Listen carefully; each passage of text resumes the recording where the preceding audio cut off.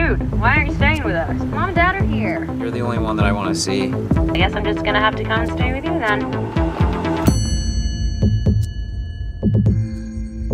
You got a problem? What? No. Yeah, you do. XYZ. I'm just fucking with you. Hi, you've reached Rachel. I'm away from the phone right now, but I'll call you back. Hey, Larry, I got some bad news about your sister. I hate to be the one to tell you this, man, but she's not coming. What the fuck? Come on, man. It doesn't even make sense that someone would call me if something happened to her. Jesus. It's Chester. We'll open it. So are you ever serious, or? I'm just a good time guy. Nobody thinks that you're funny. I'm gonna cut you up.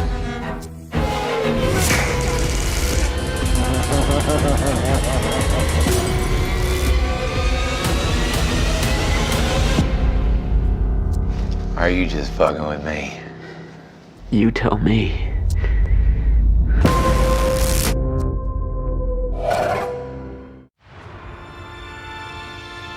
In a world where podcasts reign supreme, two friends dare to ask, do you even movie? Hosted by filmmaker Henrique Couto and movie aficionado David D. Neuer.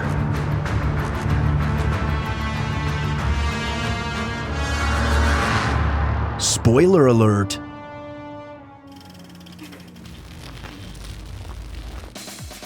You say you swallowed your breast milk? Breath mint. Oh, good. Get clean on the inside. Yeah, buddy. No, I was. It's funny. I had somebody joke, like you're suffocating Dave smoking cigars in the room. No, it was just funny because when they said it, I was like, shh. Dave's like, thank God, it's like potpourri in here. I wouldn't say that. I would. I would. Oh, you don't like cigars anymore? Okay. No, it's not that I don't like cigars. I won't share them with you ever again. Would you stop? That's not what I mean. Well, we already talked about how like there's a point where I get it on my clothes and I just have to get them washed. It's like I don't mind cigars like going to the lounge, like sitting in here with you. I don't mind it. But when it's like on my clothes and I'm gonna be around people or whatnot, then I have to then I have to make a change or at least a wash. Well, it makes sense because lingering smells of most things are pleasant, except cigars, like cheese or pickles or... Trying to think. I was See what I mean? literally having a conversation with somebody a couple days ago about cigar odor compared to cigarette odor. And There's it was no just comparison. Like, I was like, there isn't. I was like, there's no comparison at all. I'm legitimately disgusted by the smell of cigarettes. Yeah, I guess. And I'm not trying to be hoity-toity. No. It's just a totally different Well, I mean, world. as you get to a point, you can distinguish that one smells like leaves and other aromas and whatnot, and cigarettes always smell the exact same, and they're stinky and well, they're meant to be stale. Consistent, and they're meant to be inhaled, which is... I'm not trying to turn this into a cigar cast. No. It's just, but that's probably the thing that drives me crazy the most. Because before I became a cigar enjoyer, I thought a cigar was just a big cigarette. And no, sir. Not even a little bit. No.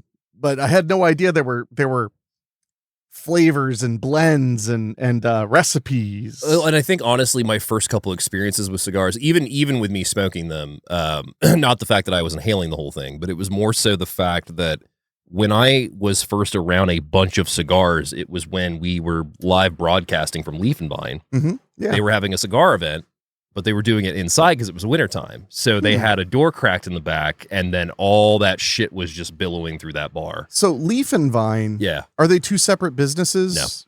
No. So not. No. So because the law is 80% of your sales have to be tobacco. Yeah. In order to have, or tobacco and tobacco related. Yeah. In order for you to be able to have people smoking in the bar. They don't place. that might be saying something I shouldn't, but that was not a usual thing. Like they had banned smoking inside, obviously, when the rule came in. Yeah. But for that one event, it was very cold outside, so they just I mean, if popped it's a once in couple a while, I windows. mean, they're not a lounge? No, not a lounge. Oh, okay, not they a just- lounge. Yeah, they just not a snuck lounge. by for a yeah, night. not, That's not a lounge in whatever. the aspect of like you can smoke inside, chill inside. Like okay. you can Oh, you no, can no. have your bar and Okay, whatnot, so it's but they have a bar. patio. It's a bar with a humidor. Yeah. Oh, okay. And the humidor is basically the size of, I would say, from your shelf to this back wall here. That's the size of the humidor, is like this. So a modestly large one. Yeah. No, hey, get away with it. Yeah. I forgot the Nica Rustica is very smoky. Yeah. But no, like that was my first real, I guess, experience around them. And I got sick from the smell because it was just, I mean, it was pluming and Sure. then it was just, I wasn't used to it. And also the airflow wasn't great. So Yeah. then it took me a bit. And then also realizing how to actually smoke a cigar and not inhale the whole Well, fucking thing. you smoked one and inhaled before then? Yeah. Okay, well, that's also going to have an effect. It's kind of my like... first cigar was my graduation, my high school graduation. My buddy Tim snuck Was it from a some. gas station? Wherever Tim got them. They weren't great. And so I'm guessing they probably were. They were probably, knowing Tim and knowing what he brought to the party, he probably got them at one of our old carryouts that had them. Yeah. So, ironically enough, I was gifted a package of cigars on my 18th birthday, but they were no. Cigarillos. No, well, no. White no. Owl. No, they might have been. I don't remember what brand they were, but they were gas station. Yeah. 100%. They were peach flavored. And the reason that I wanted them was I had one, I put one in my mouth unlit and just went around being flamboyant and funny. That sounds like you. And I'd be like, hey kid, you want to be in a porno? You want to be in a porno movie? That's what I was doing. Cause actually that night I was doing that when I went to, oh gosh, what did they call it at that time? It was the midnight movie at Page Manor, the theater, before they burned down, obviously. Yeah. When Andy Kopp was running them. And I was like, Andy, let me tell you about the porno biz. I bet he loved that. He did not think it was funny. He was never very happy at those screenings. I bet. They were very stressful. Yeah. So anyway, but my point is, so I've been trying to dig into my deep storage of cigars. Yeah. Because I'm terrified that if I don't like dig in there, that they're gonna like mold or something. I get that. So for people who don't know, you can store cigars basically indefinitely as long as you keep the temperature decent and you keep the humidity level very specific. I've been fighting with mine the last couple of days. Not majorly. It was just we've been turning the heat on and off because of the temperature and whatnot. So it's been dipping a little bit. But I've kept it right between 69 and 68 for the most part. Nice. Yeah. Well, that's really snug actually. I don't even keep them that snug. That's where they float normally with the way that the that's apartment airs that's out. only 2 points. I mean, like mine fluctuate between 65 and 68. Oh, well, I mean, there was a day I came home and they were 63. That's when I was like, we got to do a little change here. Oh yeah, and you have the is it plugged in? It's plugged in. Oh yeah, no, it's on. Like it's running. It's just the problem is when I turn the heat off and then we open the windows. I understand. And, yeah, that sort but of thing. I'm also how many humidity packs do you have in it? 3. 3 of the big square Two ones? big ones, or well, I guess I technically have 6 because I've got 2 of the big ones, 1 medium, and then I've got like 4. The big one is it's enclosed in cardboard? In the container. Yeah. Are they okay? Are they doing okay? Yeah. They're not too crunchy? No, the only one I had to change recently was the small ones. Yeah.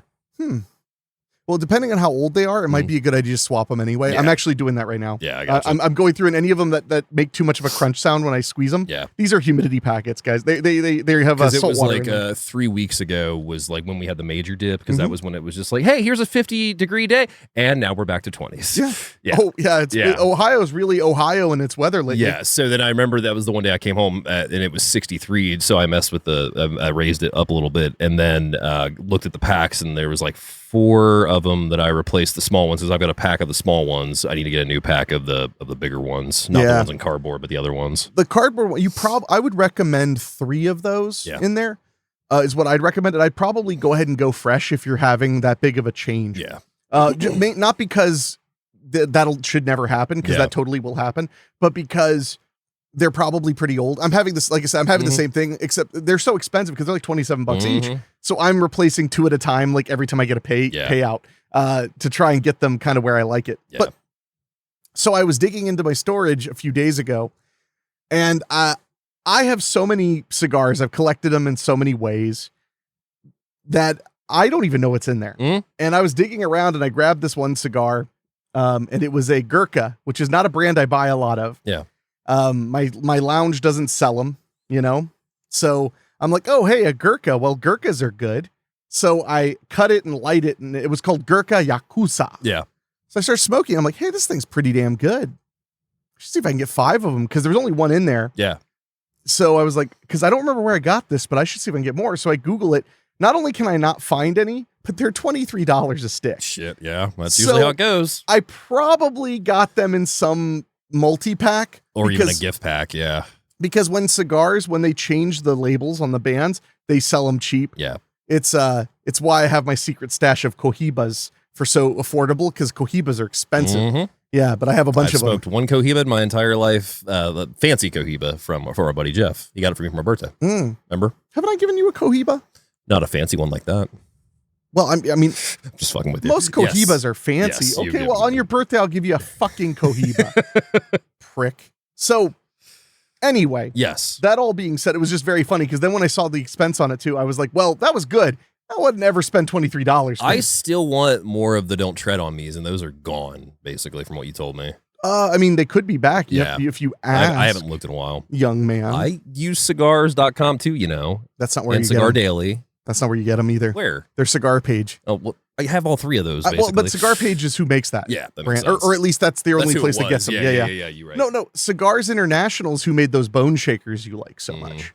So, did I tell you that while I was at the Jamboree, the Joe Bob Jamboree in Memphis, I walked past a guy who was smoking a stogie, so I stopped and talked for a second, and I was like, what are you smoking? And he was like, it's like a discount stick. You probably never heard of it, but I really love them, though. They're called bone shakers. And I was like, yeah. I've enjoyed a bone shaker from time to time, but Dave, you really like them. I like those. The Don't Tread on Me were my favorite. The bone shakers were probably close to that, but I think my favorite so far has been a Oliva Connecticut. That's just my go-to. A Connecticut. I actually smoked from my deep storage an Oliva Serie V. Oh, those are good too. Yeah, and I never liked them as much as I liked that one. Yeah. So now I'm much more into it. I need to remember which one is the house cigar at Leaf. I gotta remember that. It's probably not sold anywhere else. Yeah. That's so what happens is these big cigar companies like Oliva, my father, whatever. Yeah. When they have a good relationship with a cigar shop, they have, I don't know how many, it could be 5, it could be 20 blends. And they'll send the cigar place each of those blends labeled. Yeah. And then you pick the blend, and that becomes your house blend of that. Yeah. And because it's manufactured in mass, it doesn't have a box. It doesn't have, usually they don't even have labels on them. Am I right? There was no band on them. Because of that, they're usually like $6, $7. They're usually pretty cheap. I wonder if it's on their website. I've noticed that a few places they'll have a house Oliva or a house my father, or some will even just have a plain old house blend. Oliva is, Leaf and Vine was the first place that I was introduced to Oliva. So that was because of the house cigar, because when we were doing the broadcast there every Thursday night, we would also promote the specials, and they had a special on their houses. Most cigar lounges are a brand forward. Yeah. Not all, like B&G's where you and I frequent, they're not one brand forward, but most places usually they're kind of like they're Drew Estate forward, or Oliva forward. Doesn't mean they don't have lots of other stuff, but they may just have the most of that stuff. Makes sense. So, well, I mean, you make friends in this business. But speaking of friends, you know who's the best friend you'll ever have, David? Who's that? Yourself. Is that true? No, because we just watched Mickey 17.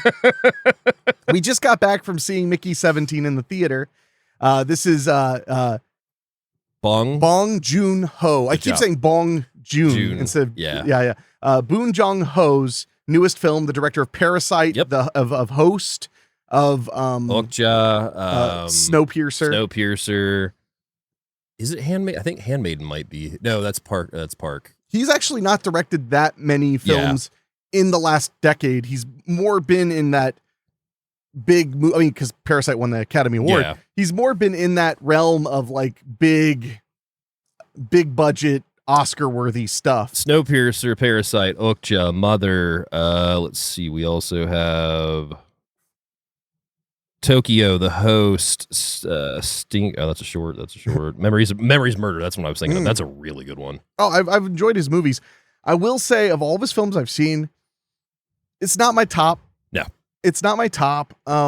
My top is probably Parasite. Parasite's very hard to beat. But before that, Host would have been my top. Host is very good too. Host is excellent. Well, unfortunately, I saw Host last. Yeah. Because Rachel brought it to me and I was blown away. And I literally was like, this would have been my favorite movie of his had I not seen Parasite already. You've seen Okja, right? I have not seen Okja. Okja is really good. I've heard it's good. Yeah, it's good. Snowpiercer is friggin' phenomenal. I'm getting ready to do a revisit on it because I kind of want to start the series. Well, and I've heard good things. I think it's on HBO Max now. Yeah. Oh, well, then I should watch it. Yeah. But Snowpiercer was a phenomenal film. Oh, yeah, it was. But Mickey 17, it's a science fiction movie about these people traveling through space to colonize new planets.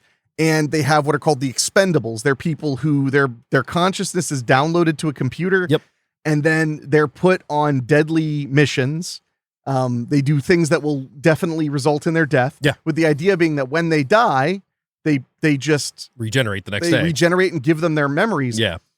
But there was one thing that bothered me. What's that? They said that in order to keep you up to date, they upload your personality every week. Yeah. Why did Mickey remember every time he died?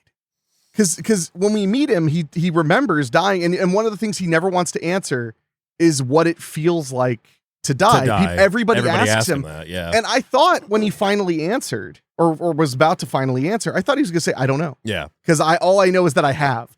Because they upload him once a week. They don't it doesn't upload continuously as he dies. So why would he remember those things? I mean, there's a lot of unanswered questions with the whole memory aspect because you were even pointing out the one. I felt like that was like a straight up plot hole as opposed to maybe we don't understand. And that's possible. That's what I mean. Because like the whole element where, okay, so basically the big twist in a very convolutedly massive movie. Yeah. And probably my biggest complaint is how convoluted it was, is somehow Mickey 17 doesn't die. They think he's going to die, but he doesn't die. So he goes home and discovers Mickey 18. Yeah. And now we have a whole conflict. Multiples. Now, the trailer made me think that where we were heading with the multiples was like a kind of sci-fi court drama about like, what do we do about this? And that wasn't even, that was literally never even a moment. No. The shots of the court drama stuff in the trailer were actually from when he's telling the story of what happened. The wrap up. Not even, no, it's at the beginning. And the end. Well, but I mean, when he was telling that was the parliament. I mean, when they were having the battles where they're like religious groups and everything hated it. So they banned the practice from Earth, which is the other reason they're doing it is because they're in space. So, no, but I see what you're saying. But that was the government. Yeah. I'm talking about just the court thing or whatever. Press conference. Yeah. Well, and the hall was way bigger because they weren't on a stupid spaceship. But I didn't hate the movie. It had charming and cute moments, very memorable performances. Although I thought the performances were really, really broad. Like there was no subtlety at all. It was about as far from Parasite as you can get. Yeah. But my biggest problem was I feel like most of his movies have been epics, but they're focused. Yeah. Like Parasite is focused, even though a lot happens. Parasite's I felt like perfect. It is. It really is. It's perfect. But Snowpiercer is amazing. It's great. Snowpiercer is an incredible film, and it has layers and layers and layers.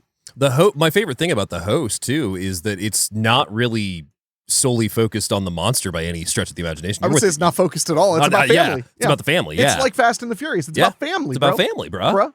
No, but it is. You're totally right. That's why The Host made me cry. There's a lot of good scenes in that movie. It's a phenomenal movie. Yeah. So I didn't hate it. No. But it was not.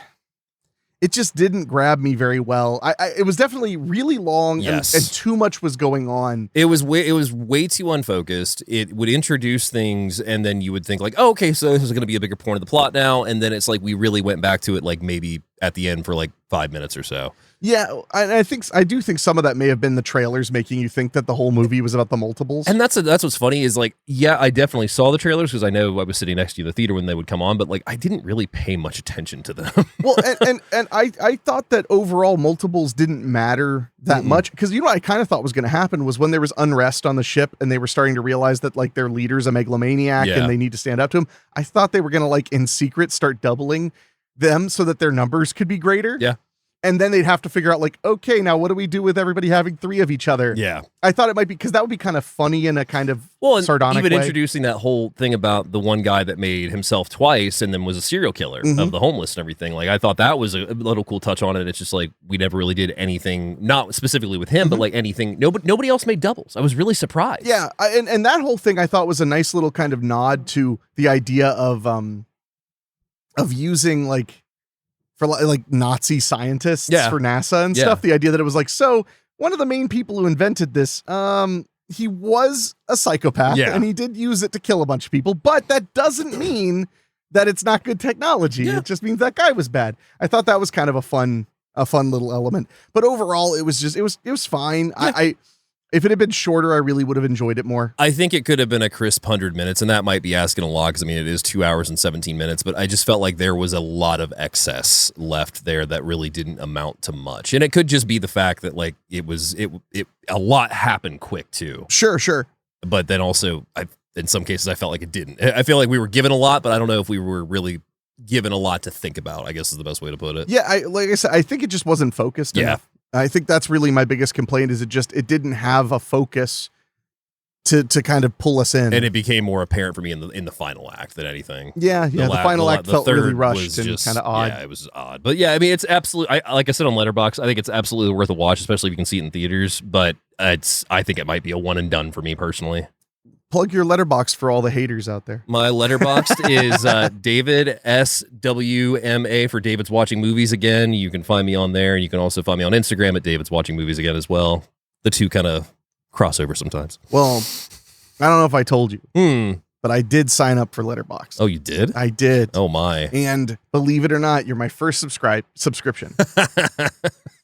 I'm just fucking with you. Yeah, I was going to say, you're just fucking with me? You know why, though? Why? Because tonight's episode is about, as we've been doing Into the Dark all this month. Marching into the dark, baby. The Hulu series where it was a new film every month. Yes. This month we're covering the 2019 April Fool's Day episode. That is correct. And it's called I'm Just Fucking With Ya, which is great for monetization. Yeah. It's great for everything. Me trying to pull that trailer and send it to you today at work was like me like accessing like James Bond files, like trying to pull it real quick, copy and send it. That's funny. Yeah. Yeah. If you ever have that problem again, just get fired for the show. It's fine. No, you can also just text me and be like, hey, please look that one up yourself. Fair. Yeah. It's not like that's a rare trailer. Inside Deep Throat. There we go. LindaLovelace.edu. I swear, guys, it's for work. I swear. But no, so this is yet another episode from the anthology series. Yes, season 1. Yep. And we've talked about it a lot in the last few episodes. So a very brief rundown is just that Hulu and Blumhouse Television came together and made a 24-episode series where every single month there was a brand new 80-minute film, feature film, that was in the vein of horror, science fiction, thriller, drama, horror, etc. Yeah, all over the board. Yeah, and it was a lot of fun. Yeah. And this episode is a great example of how you never know what you're going to get. Yeah. Because we covered All That We Destroy last week, which was the darkest sci-fi ever. Almost no levity whatsoever. Like I said, it feels more like a Black Mirror episode than it does Into the Dark, but there's nothing wrong with that. Sure. Well, and Dark Mirror just feels like the best episodes of Twilight Zone. That's also true. And no hate on Black Mirror. Yeah. It's Twilight Zone's amazing. Yeah. And before that, we covered which one was the first one? Down. Officer. I keep wanting to say The Body, but it's because I'm like one word title. Yeah. No, Down. Which was a great one about two people stuck in an elevator. And that one had a lot of levity, a lot of charming stuff, and was very much a suspense heightened thriller that then got, really horror-y at the end. Yeah. So this is the kind of variance you get with Into the Dark. I can't recommend enough if you have Hulu or Disney Plus with Hulu or whatever the hell. I can't recommend enough people check out Into the Dark. Mine actually played in 4K when I watched it too. I was so on happy. Hulu? Yeah. Oh, I'll have to check my app. Given it was on the TV. I didn't have the Roku or anything. It was on the actual TV or your old TV. Yeah, I'm going to check because I was having that problem on everything I tried. Yeah. So I switched to the Disney Plus app. Yep. But played in 4K last night or night before. Because I watched it in 4K through Disney Plus this morning, or this afternoon. Hell yeah. But no, this one's really, really fun. Yeah. Really strange, sardonic as shit. Love that word. And it really keeps you guessing on where it's going. Because you kind of have an idea from the get-go. You're just kind of like, okay, the shady motel. I get this. And then it's just like, oh, no, I couldn't have predicted this at all. No, it's going everywhere, baby. Yeah. It's going everywhere. So Into the Dark, I'm Just Fucking With You from 2019, 1 hour and 21 minutes, rated TVMA for sexual content, graphic violence, and strong language, especially strong language in this one, I know. Yeah, there's a lot of swearing in this. Well, I mean, come on, they put fuck in the title to make sure you knew. IMDb synopsis says, a pair of siblings suffer through a night of frightening practical jokes during their stay at a secluded motel. That's okay. My synopsis, while in town for a wedding, a man stays at a rundown motel where he becomes the victim of many pranks that build on severity. Maybe, David. Maybe. No, I like yours more, actually. I actually like yours more. Taglines this time, we don't have any. I couldn't find any. The only one I could come up with, which is terrible, is No One's Laughing Now. I mean, I've heard worse. Yeah, but like I was kind of scratching the surface of it last night, and what I was working on was It's No Laughing Matter. Like I was trying to think of like in that realm of it, but it was all like, oh, they're all cliche. Like they've all been fucking done before. What about It's Just a Joke with a question mark? It's just I like a that. joke? I like that. Oh, you know what would be a better tagline since it's called I'm Just Fucking With You? Mm-hmm. The tagline could be, hey, it's a joke, not a dick. Don't take it so hard. There you go. It's a joke, not a dick. It's a joke, not a dick. That's it. So our director on this is Adam Mason. He gets his start as director and writer on 2001's Dust, goes on to direct and write Broken, The Devil's Chair in 2007, which is one of those DVDs that I've seen everywhere, like growing up and going to like the swap shops. Blood River in 2009, Pig 2010, Luster, Junkie in 2010. A pig for a different pig. Yeah, not that pig. I was about to get really excited for a second. Hangman in 2015, Baby Blue in 2023. He also directs The 13th Sign in 2000, Dragon Force's video for Operation Ground 2006, Cradle of Filth, Lucky Chance, Alice in Chains, Never Fade, and The One You Know, Into the Dark, I'm Just Fucking With You, and Blood Moon in 2019. Oh, okay. He directed two. Oh, okay, yeah. Just wait. This is a very interesting casting episode. I believe that. Yeah. Korn, Can You Hear Me video, and also directed Songbird in 2020. Oh. I really wanted to like Songbird. I did too. Bird. That was something. Yeah. He also was the writer on Not Safe for Work in 2014, Misconduct in 2016, and Play Dead in 2022. Moving down to our writers, we have Greg Zahenter and Scott Barkin. They get their start in 2004 on Dawn of a Friend. They also write Edge of Fear in 2018, and I'm Just Fucking With You in 2019. That's it? That's it. Fair enough. Then moving on to our cinematographer. We have Lynn Moncrief, who gets his start as DP in 2005 on Stillwater, God's Waiting List in 2006, In the Wall 2007, Cold Storage 2009, Asylum Seekers 2009, Mangus 2011, Midnight Sun 2011, 32 Hours and 7 Minutes in 2013, The Sublime and the Beautiful in 2014, Sway in 2014, Orion, I Am Gangster, Hacked, The Resurrection of Gavin Stone, The Wind. And then, for Into the Dark, he shoots New Year, New You, I'm Just Fucking With You, They Come Knocking, Pure, Pilgrim, Midnight's Kiss, Delivered, and Blood Moon from 2018 to 2021. Wow. Yeah. So he shot shot a bunch of them.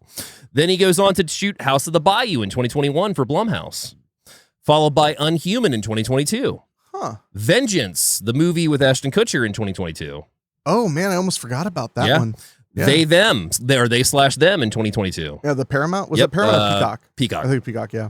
The Passenger in 2023, which is the Kyle Gallner slasher that you need to watch. It's really good. And then in 2023, he also shoots a little film called Five Nights at Freddy's. Nice. Yeah. So this was kind of his tryout, I think, for getting Blumhouse. into Blumhouse. Yeah, for real.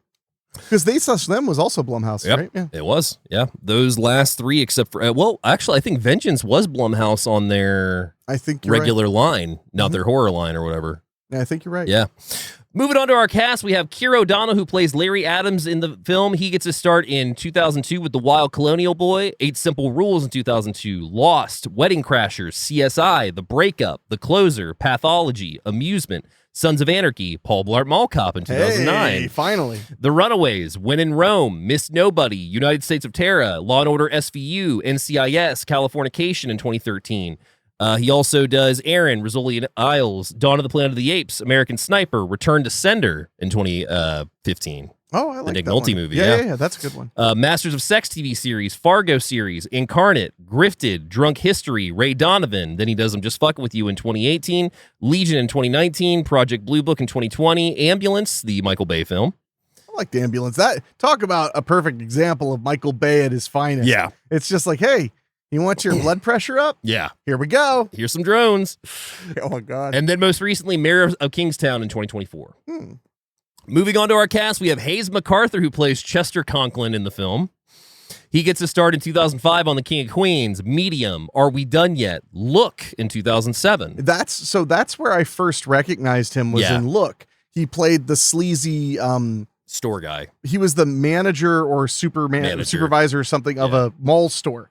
And Look is one of the finest films. Wish it was more available. I wish it was easier to find. Yeah, that too. Yeah, you search Look movie. Good luck. Look 2007 DVD on Amazon will get it for you. And while you're there, might as well pick up the TV series on Showtime. Yeah, there was a Showtime series, which was also really good. Yeah. They were both great. No, they were great. The Game Plan in 2007, Curb Your Enthusiasm 2007, Lower Learning, Entourage, Pushing Daisies, How I Met Your Mother, Prep and Landing, She's Out of My League, Happy Ending, Suburgatory, Bachelorette, The Baby Makers, Haunted House 2, Key and Peele, Director's Cut in 2016. Yeah, and that's the other spot I remembered him popping up. He's was the in cop, Director's right? Cut. Yeah, he plays in the words of Penn Jillette's character, the tongue rapist. Yeah, the tongue rapist. He plays the partner of Missy Pyle's character in the cop movie Knocked Off. Yeah. That's inside of Director's Cut. Yeah. Director's Cut might have to be an episode if we can even attempt. Man, I haven't watched that since I showed it to you because I was at the Chicago premiere. Yeah, and then I bought my own copy. Yeah. I like Director's Cut. It's good. Andy Tribeca in 2016, Super Troopers 2, I'm Just Fucking With You, Mr. Mom TV series in 2019. Hey, finally. Single Parents in 2019, The Way Back in 2020, the Ben Affleck drunk basketball coach movie. I like The Way Back. It was good. Yeah. Everyone is Doing Great in 2018, and most recently, Windcatcher in 2024. Okay. Or actually, no, apologies. That was Rachel Adams' thing I just read. Back to that, The Binge in 2020, which is Blumhouse on Hulu. We watched The Binge. It was good. It was fun.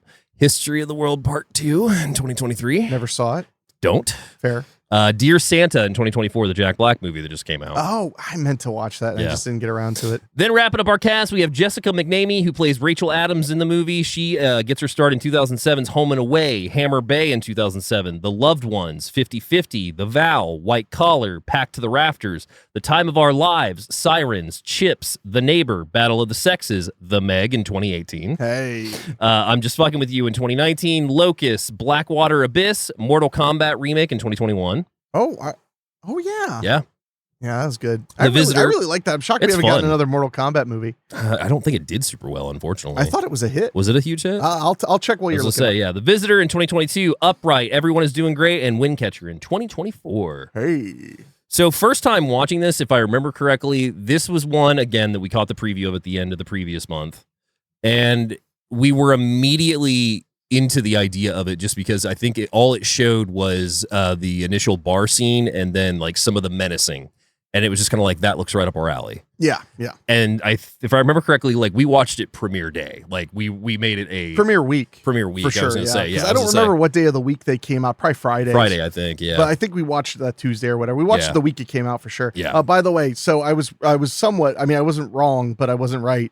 Mortal Kombat from 2021 was a modest hit. 55 million against with an $84 million box office, which is, but I remember what I remembered most was it getting good reviews. Yeah.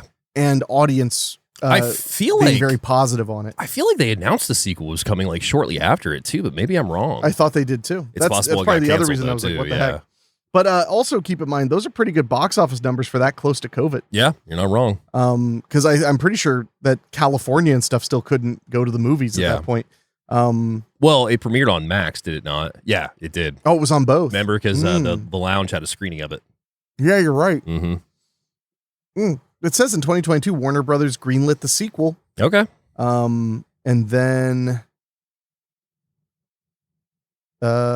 no, it's still on. Okay. Apparently, it may have already filmed last year. Oh, okay, that would make sense. They added a ton of people to the cast, like The Miz from WWE, Carl Urban, Dave Bautista. Not quite, huh?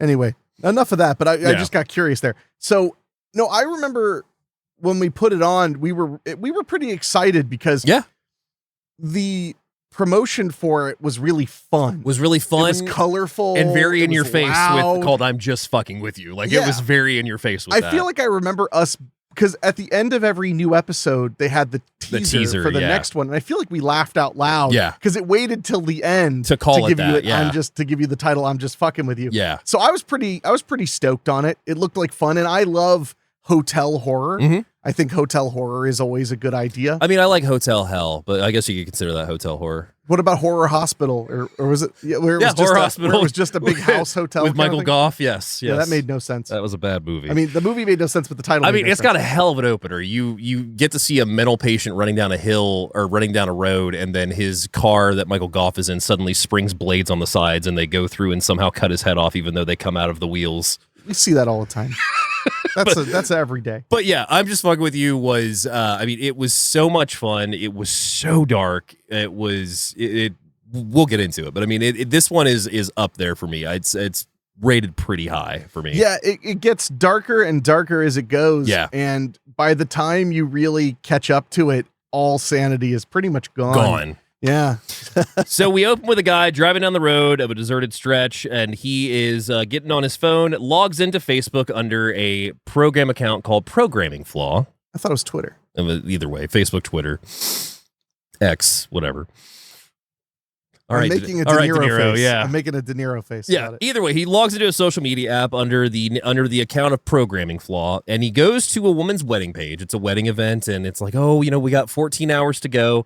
And he proceeds to just start trolling on this page, but not only this page. No. He extends it to multiple accounts and says some really heinous shit. Yeah, and they make it clear it spans all social media. Yeah. This troll account of his is basically everywhere and saying some really heinous and mean things. One of my favorite things were when you see the trolls typed out, some of them would be really clever or really cruel, but then other ones were just kind of like, what? Yeah.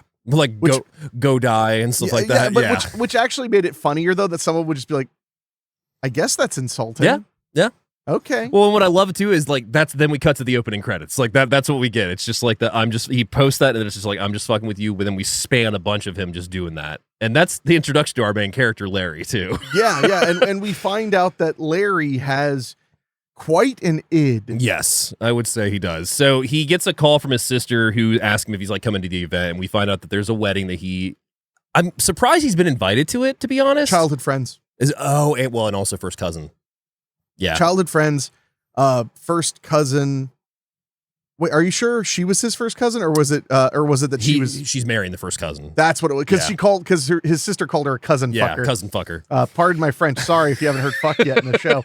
No, but also keep in mind, they had to be childhood friends also just because she invited his sister and him because they all grew up together. Yeah, it's a whole family affair. So they're at this hotel getting ready for this wedding, and he tells her that he's not staying at the hotel. He actually booked a room at the Pink Motel Lounge. She says, this is just one of the things I got a kick out of that actually I wanted to bring up. Yeah. She says, what debaucherous, I think was the word. Yeah. But she's like, what, bizarre hellhole did you pick? And he's like, and what was it called? Pink Motel and Lounge. The Pink Motel and Lounge. And she goes, of course you did. So apparently he gets a kick out of staying at the shitholes. Yeah. Which is weird, though, because later he's such a neat freak. Well, but what's also funny is I think, too, well, not funny, but I think one thing I was thinking about while I was watching this last night was when he leaves the review, which we'll get to here in a second, I wonder if he does that and recoups money. Because he could probably do that. I don't know, though. Is it worth it to get $70 back? Because, the chlamydia is forever. I was going to say. Yeah. And oddly enough, you get that from the hairdryer. Don't ask me how. Don't ask me how. About but that you always blacklight do. scene. That was so gross. So he arrives at the Pink Motel and Lounge and finds no one at the desk. He rings the bell, no one, but he hears some conversation coming around from the bar that's attached to the Pink Motel. So he goes through the kitchen. You mean the lounge? The lounge. Well, it's like a full-on diner almost looking place. Yeah, it's a lounge. Yeah, but it also had booze.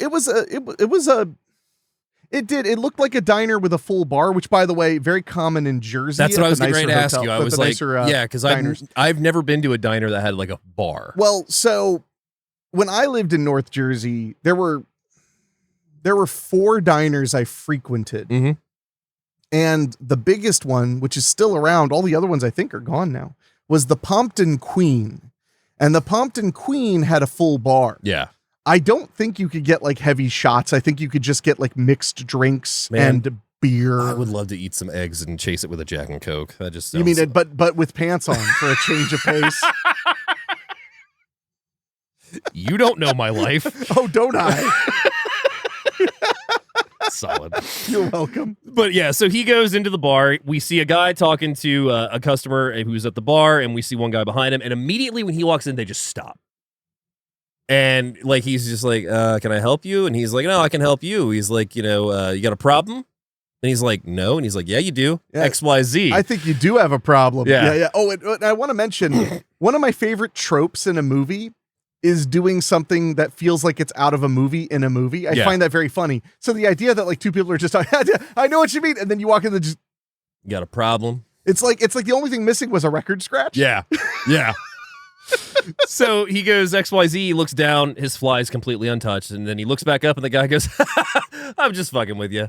And that's when we meet Chester Conklin, the man who's taking care of the Pink Motel and Lounge, who's sitting with one of the regulars, Jerry, a.k.a. Gerald, who is the biker, the local resident biker. Yeah, and at first we think that these guys are time buddies because they're just kind of laughing and talking and stuff like that.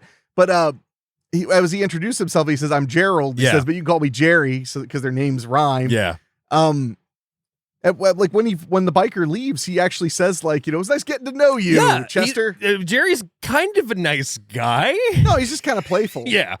So that's when he asks him like if he can check in, and he's like, yeah, go ahead and give me 75. The room's all yours. Gives him $75. Well, he says if you pay me in cash, I won't charge you sales tax. Yeah. So he hands him over the money. They shoot up the conversation a little bit. He even offers him a drink, and that was one thing before Jerry walked away. Is he's like, it's very unkind to leave a drink that somebody's offered you. It's bad luck. Bad luck. I think he said, or it's insulting. Insulting, it's some along those lines. To leave a drink given to you. Yeah.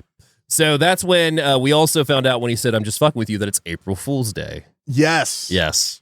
Which is the perfect cover for it to just go on and on. See, one of the great things, David, about life on this planet of ours is what I call jokeception. Okay.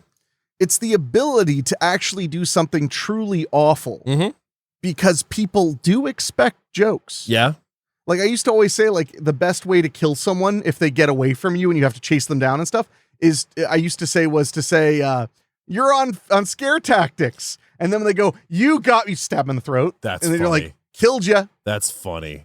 That's terrifying, but funny. I feel like that happened in a fall movie. For it. Yeah. You'd fall for it. I would. Yeah. Yeah. Well, especially if it was me trying to kill you. It reminds me of, I can't remember. Have you ever seen Just Friends with Anna Faris and Ryan Reynolds? It's a Christmas movie. Oh, yeah. Was that the one where he's fat at the beginning? Yes. Oh, I love that movie. So one of my favorites is when Anna Faris puts the dinner in the microwave that has tinfoil around it. And the plane obviously has to land because there's a giant fire. And she's like, what do you mean the plane's on fire? Wait, am I being punked? Ashton! And just starts running around like calling Ashton. his name. Yeah, no, I remember that. No, Brittany, I love that movie. Brittany, that reference is for you. Brittany's the one that our friend Brittany of the show has turned me on to Just Friends when I was in high school. I'd never seen it before. Oh, it's a great flick. It's so much fun.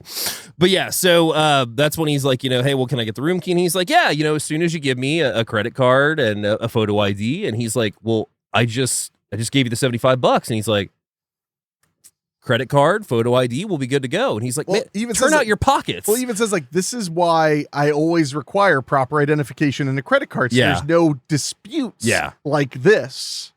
So he screws with them for like a good minute. Like the tension builds and the music builds a little bit. And then he basically like, I can't remember if he tells him to give him his hand or whatnot. And then he says, look, there's only one thing left I have for you. He slams his hand on the desk. He goes, your room key. Yeah. I got you. Yeah. And it was a solid one too. Because at one point he even says like, look, I don't know what kind of scam you're trying to pull or if you're trying to pull a scam. And then he's like, do I have to call the police? He's like, yeah, you should. You should call the police, which by the way is the number one bluff. When somebody says, I'm going to call the police, they go, oh, I should call the police. Yeah. Yeah. The guy who's like keying your car without any pants on and an erection.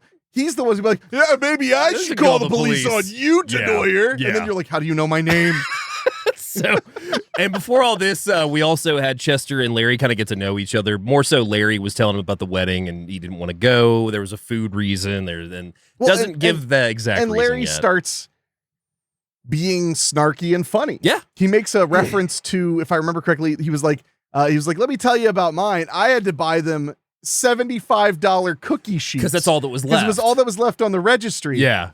And he was like, yeah, she's not going to use them. Miss Piggy don't cook her own cookies. It's like, yeah, exactly. Like he's starting to be that online self. The programming flaw. Yeah. Yeah. So he gets his room key, and then he proceeds to go into the room and thoroughly inspects everything from a black light on the bed to the phone to the TV, where we do see some splotches. Yeah, and when he shakes Gerald's hand earlier, he cleans his hand with a wet nap, and I noticed that Gerald tries to just not take it personally. Like he sees that and just goes like, yeah. He tries not to take that personally. So we're clearly dealing with somebody who has, I would say, a bit beyond a normal level of germophobia. Definitely. He's definitely a bit on the higher level of OCD. Well, and we should also say too that he's not very confrontational at first. He's very reserved. He's confrontational online because that's his other persona. He's the kind of guy who would just take it smiling to your face and then talk shit for forever and get shot.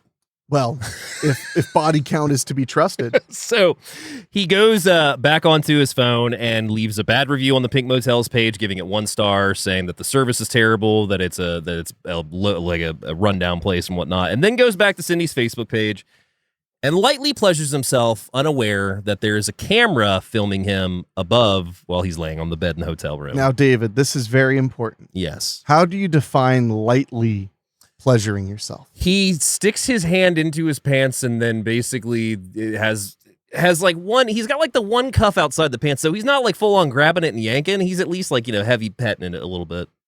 See, I appreciate this. I appreciate that you would share your knowledge on this topic. Thank you. Thank you. We all thank you. Oh, yes. We all thank you. Well, I am the Dr. Ruth of this podcast, basically. I was thinking where you were the Sex with Sue of this podcast. So that's when he gets interrupted because he also receives a friend request from Chester on Facebook. Yes. And that's when we find out his name is Chester Conklin. What a name. What a name. He doesn't accept it as he catches a breaking news about a fatal car wreck, and he goes to call his sister because we forgot to say that Rachel was going to come meet him at the hotel. Right. She actually was going to reserve a room and everything, and she hasn't arrived yet. So that's when he leaves the room to call her and check, and he decides for some reason to call the front desk and talk to Chester.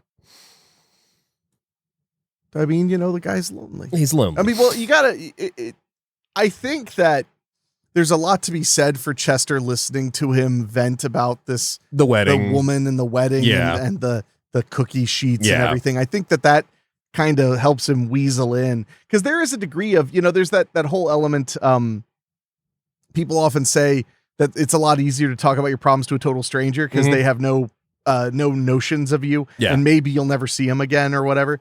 So I think there's a little bit of that with Chester. He's like, why would I ever see this fucking guy again? Yeah. That's why I won't accept his Facebook request, but I will go and talk with him. So is this the first time we see him smoking, by the way? I was just curious. Chester?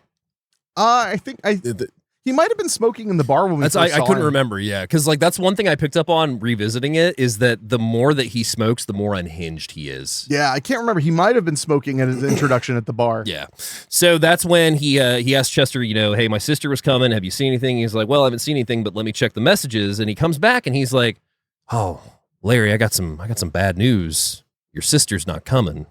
And Larry starts getting like, what do you mean? Like, what's going on? He's like, I got a note here that says she found a big dick and she's gonna not make it tonight. And he's like, just fucking with you again. And that's when Larry is clearly not amused. No. So that's when he goes to get himself a drink from a pop machine. And we have one of my favorite scenes that I forgot about, where the can gets stuck in the machine. So Jerry comes up and hits it. And he's like, hey, man, you need a friend, hands him the drink. And as he takes the drink, he's like, did you just touch me? And Jerry's ready to fight Larry. That's like one of my favorite things. Like, he's ready to throw down. And he's like, are you ready to fight? And he's like, no. He's like, oh, all right, have a good night. You avoided an ass beating. Like, that's my favorite thing. You ready to fight? No. All right, then. Yeah, it just walks off. So that's when he tries to text his sister, Rachel, again. Then he returns to the room, finding a pink envelope on the floor. which he opens to find a dick pic. Of course. And then flips it over on the back, and it says, like, basically, love your sister or whatever. You're not going to make it or something along those lines. Yeah, something. I can't remember exactly what it said. He immediately is not amused once again. And he takes it out on Cindy's Facebook page and just goes on a rant one more time again, just hitting multiple people in multiple comments, and even, like, basically calling somebody a cheating bitch is the one thing. He was just going on a rager. Yeah. And was one of the ones that I just remember that stuck out to me was there was one where she was making like a kissy face. Yeah. And he just put giving the world's tiniest penis a blowjob. Yeah. I was like, all right. So Larry decides to take a shower, and as he gets out of the shower, he hears something in his room, and he goes to open the door and finds it's locked. And then somebody starts speaking on the other Spanish on the other side of the door. Turns out to be Chester, just fully doing a Spanish he's like, I didn't think it was you. He's like, why? White people can speak Spanish too. Don't be a racist. And he's like, hey man, I wanted to warn you before you get in there. The door gets stuck, but now that you're in there, we're kind of at an impasse. Like, you're not going to tell on me, right? And he's like, no man, just like let me out. And he's like, all right, we'll just put your full weight on the door. We know exactly what's going to happen. He goes, 1, 2, opens the door, and he falls out. And Larry is pissed and goes off on Chester and is like, you're pathetic. You're not funny. And Chester, taking this all in, like, is like stone faced at first. And he's like, oh, well, if I'm not, like, tell me a joke. And then he goes, or just know I like me. My wife likes me. Fucking okay. My customers For like me. some reason, I had a memory that he did that, like a fake out, because I had like a memory of us like joking about that, and then it happened. I mean, anytime there's a planes, trains, and automobiles comment, yeah, it's available, including runaway. Yes, trains, runaway planes, train. Yeah. Oh boy. So that's when he goes, what do you call a face with no nose and no eyes? Yeah. Nobody knows. Nobody knows. Yeah. Yeah. And he's like, that was a good joke. So he leaves. He's amused. And that's when Larry decides that he's done with this place. So he goes and packs all his shit up. He's calling his sister. And right as he puts his stuff into the trunk and slams the door, there's Chester. Yes. And he's like, hey, I guess I went too far. Like, I'm sorry, man. I hope this doesn't mean any bad blood. If you got to go, you got to go. No hard feelings. Holds out his hand. And Larry coldly just places the room key in it. And Chester goes, yeah. All right. And I should mention, too, Chester is wearing a Hawaiian shirt. Yes. Which, of course, makes sense. There's kind of a luau theme. Yeah. But also he's wearing, like, those aviators that are, they're yellow and, like, kind of... I wear them a lot. I wasn't going to say anything. But yes. Yes. Yes. We call them douche goggles. Yes, douche goggles. I mean, your friends. Yes. Oh, my, yes. Me. Oh, my. That's what we call them. No, but I mean, so he does look kind of annoying. Yeah. So Chester tells him to enjoy the wedding, and if Rachel arrives, he'll let him know. So Larry gets in the car, he's getting ready to pull up MapQuest, and then he starts realizing, how did he know my sister's name? Yes. So he immediately calls 911. Wastes no time, calls 911. So then we have the classic da-da, cuts to black as we go to the TV break. And then sheriff arrives as we come back. Larry demands to know how Chester knew the name. And he's like, oh, well, Larry, you told me your name. Like, I'm sorry that you forgot, but you told me. So the sheriff basically separates the two. He takes Chester into the bar area. Larry's in the kitchen. And that's when Larry takes it upon himself while they're talking to go into the office and search for something. And he finds a paper with her name on it. Mm-hmm. And it turns out it's the automatic registration that she sent in. Of course. Yeah, there's probably... shocking as this may be, especially to you, David, especially after that blacklight scene, shockingly enough, I don't think they're full. I think they probably only had like a few reservations. I think they got some vacancies. So I think he was like, oh, the one other reservation, and it's a woman's name. Probably his sister. Oh, and same last name too. Yeah. So that is when he takes it to the cop, and he's like, this is my sister's name. And one of my favorite scenes that I almost forgot about is Chester is like, hey, Larry, what are you doing? And hits something on the side and then punches himself in the face. Yeah. The cop doesn't see it. So naturally, the cop thinks that Larry does it. He goes to arrest Larry. And then Rachel shows up. Yay. Finally. And she's just like, what's going on here? They try to explain everything. And that's when the cop is like, I'm going to take you in. And Chester's like, oh, no, let him go. Like, I let things get out of hand. He's like, I was needling him all night. Yeah, I let things get out of hand. I'm not pressing any charges. And that's when the cop's like, you're really lucky. So the cop leaves and he's like, if I have to come back out here, like, I'm going to arrest both of you. Like, I don't care what it is. Both of you will be coming in with me if I have to come back out here. So then Rachel's like, what did I miss? And we kind of get a brief explanation of him just fucking with him. You said the thing. I said the thing. So Rachel explains that she got caught in the accident that he saw on the TV and everything. And so that's when Chester gives him a hug, tells him that both the rooms are on the house and that he's sorry and that he wishes them well for the rest of their night. Aww. So then Rachel and then the credits. Rachel and Larry go to his room. They're sharing a joint on the bed, catching up on everything. That's when we get the cousin fucker line because they're talking about the wedding. Yep.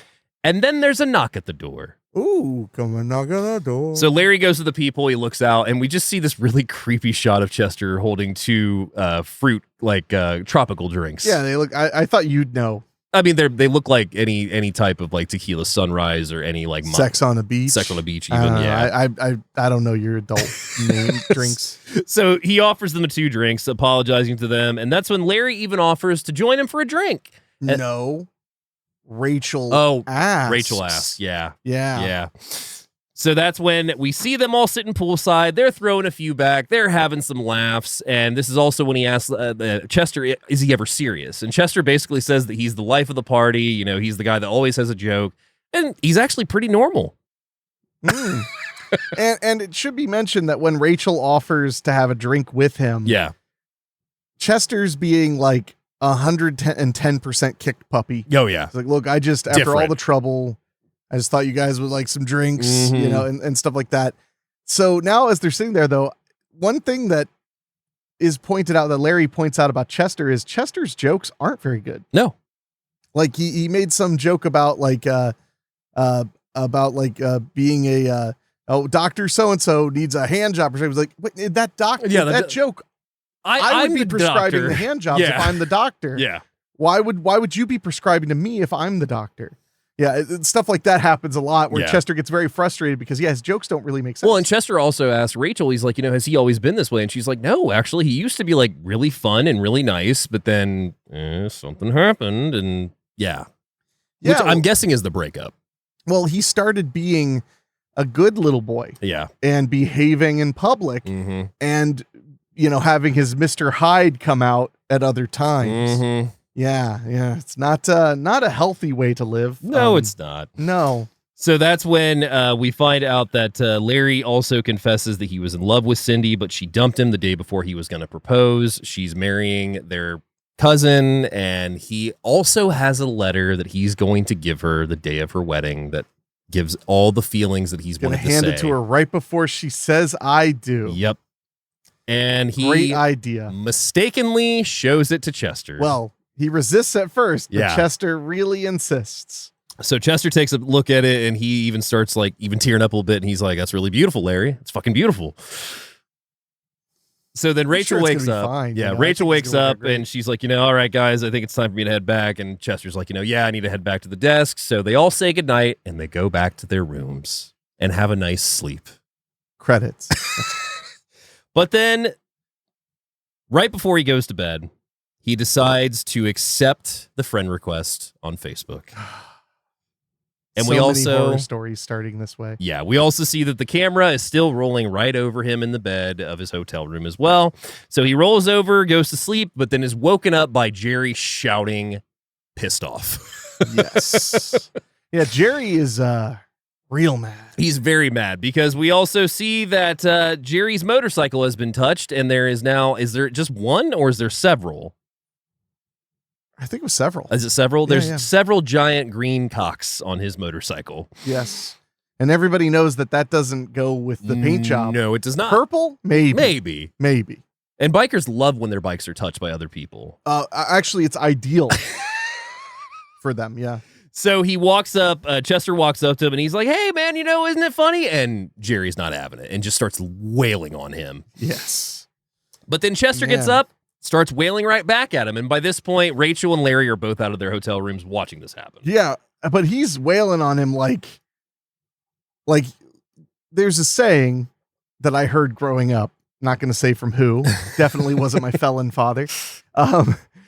Some people, when they start punching and kicking, you notice they're playing for keeps. Yeah. And that's the definition is what he's doing. He is wailing on him like he could kill him. Well, and Jerry also pulled a knife on him, which he's gotten off of him at this point, but hasn't done anything with it.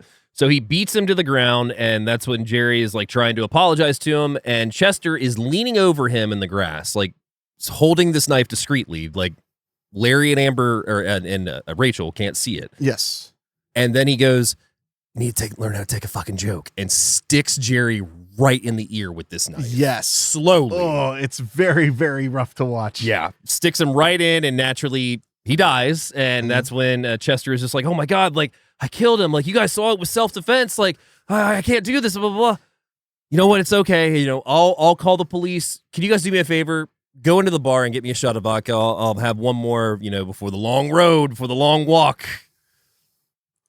This guy, I mean, Chester is simultaneously my greatest nightmare and also my greatest hope. I can see that. One day.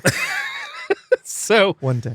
That's when Rachel and Larry go to the bar, and Rachel immediately is just like, he's not calling the cops. Like, we need to call the cops, like, right now. So she calls them, and the cop actually says, "Oh, no, like, the sheriff's already on the way over there." So Chester actually did call.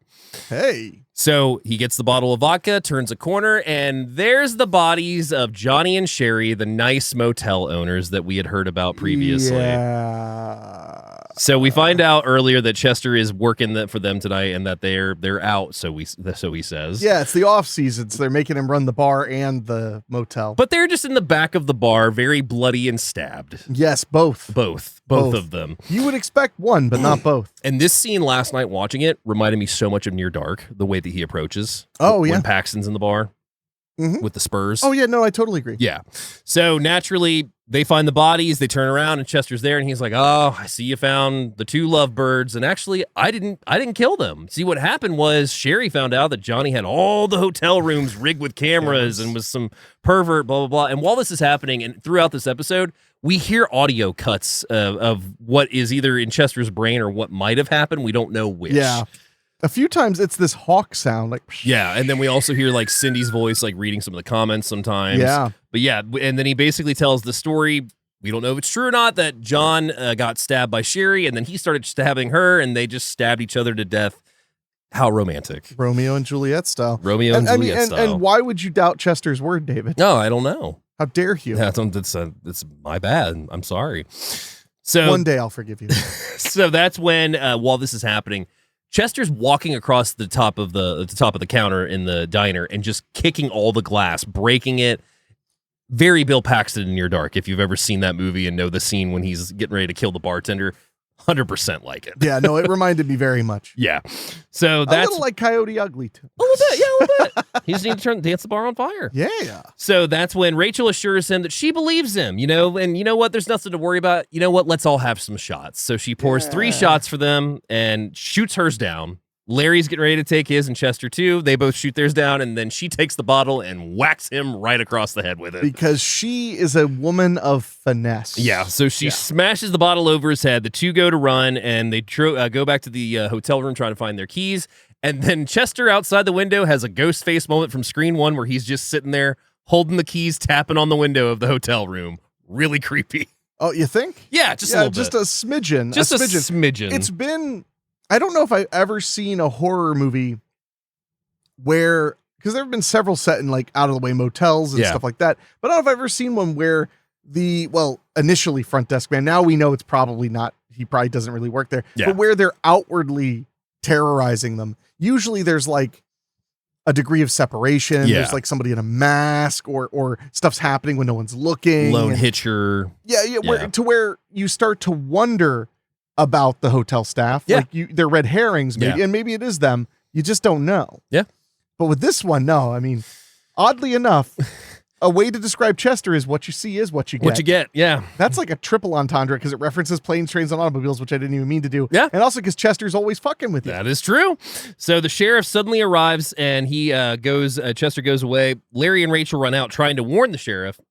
The sheriff thinks that they're the one that killed him, so he's like, down on the ground and is like getting them on the ground, unaware that Chester's right behind him. Oh, of course. And that's when he's like, oh, I'm so happy you're here. Thanks, Sheriff, for coming. And that's when Larry goes to charge him, and the cop just tases him. Yeah. Tases him right down to the ground. So while that's happening, Chester sneaks up, takes one of the zip ties that has tied Rachel's hands, and takes it right around his throat and just pulls it tight, and he strangles him without even doing anything, pretty much. With his hands. So how much, I mean, at this point, I feel like it's an obscene trope. Yeah. The trope of the bizarrely easy to kill police officer. Yeah. That's something that does generally drive me crazy in horror movies, especially, is when a cop gets out of their car and they're just like, let me take a look. I'm just going to stick my neck through this thing. The worst it's like they want to die. The worst is Inside by far. Why'd you bring up that? I'm sorry, because those are the worst cops. No, yeah. I like Inside the movie. No, It's Inside's a fantastic. shocking little horror film. French extreme horror film, great. From the height of that era. Yeah. But those cops make no sense. No. They didn't even call in where they went. No. Because that was the thing that drove me crazy is I was like, well, it doesn't make sense to believe anymore that this woman's going to get away with stealing this unborn baby. Yeah. Because the whole thing is she's going to cut the baby out of this woman and take it for her own. And the cops just like, it's so stupid. It was the only part I hated in that movie was the cops. And then the other one that comes to mind always is the cop in the Friday the 13th remake who goes up to the door and he's like, oh, I'm here. And then Jason just hops down, takes the fire poker and rams it right through his head.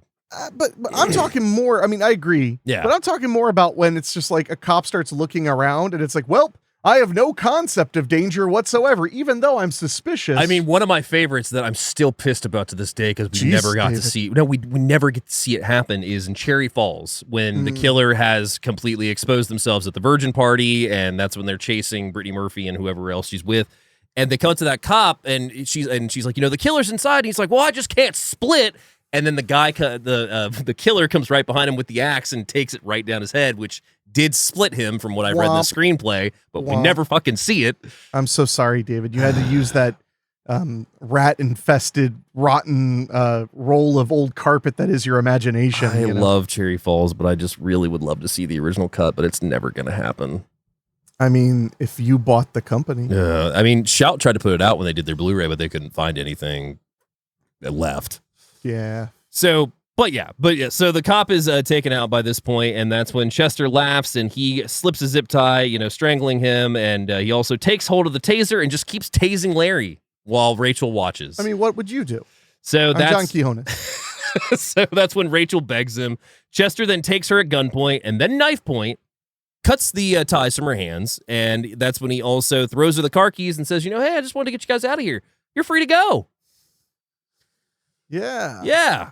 So they get in the car, they start driving, and she's like, fuck you, Chester, driving. And she gets basically to nearly the exit of the motel, and then we hear a bunch of party horns, and we see that Chester has stuffed a bunch of party favors in the tailpipe of the car.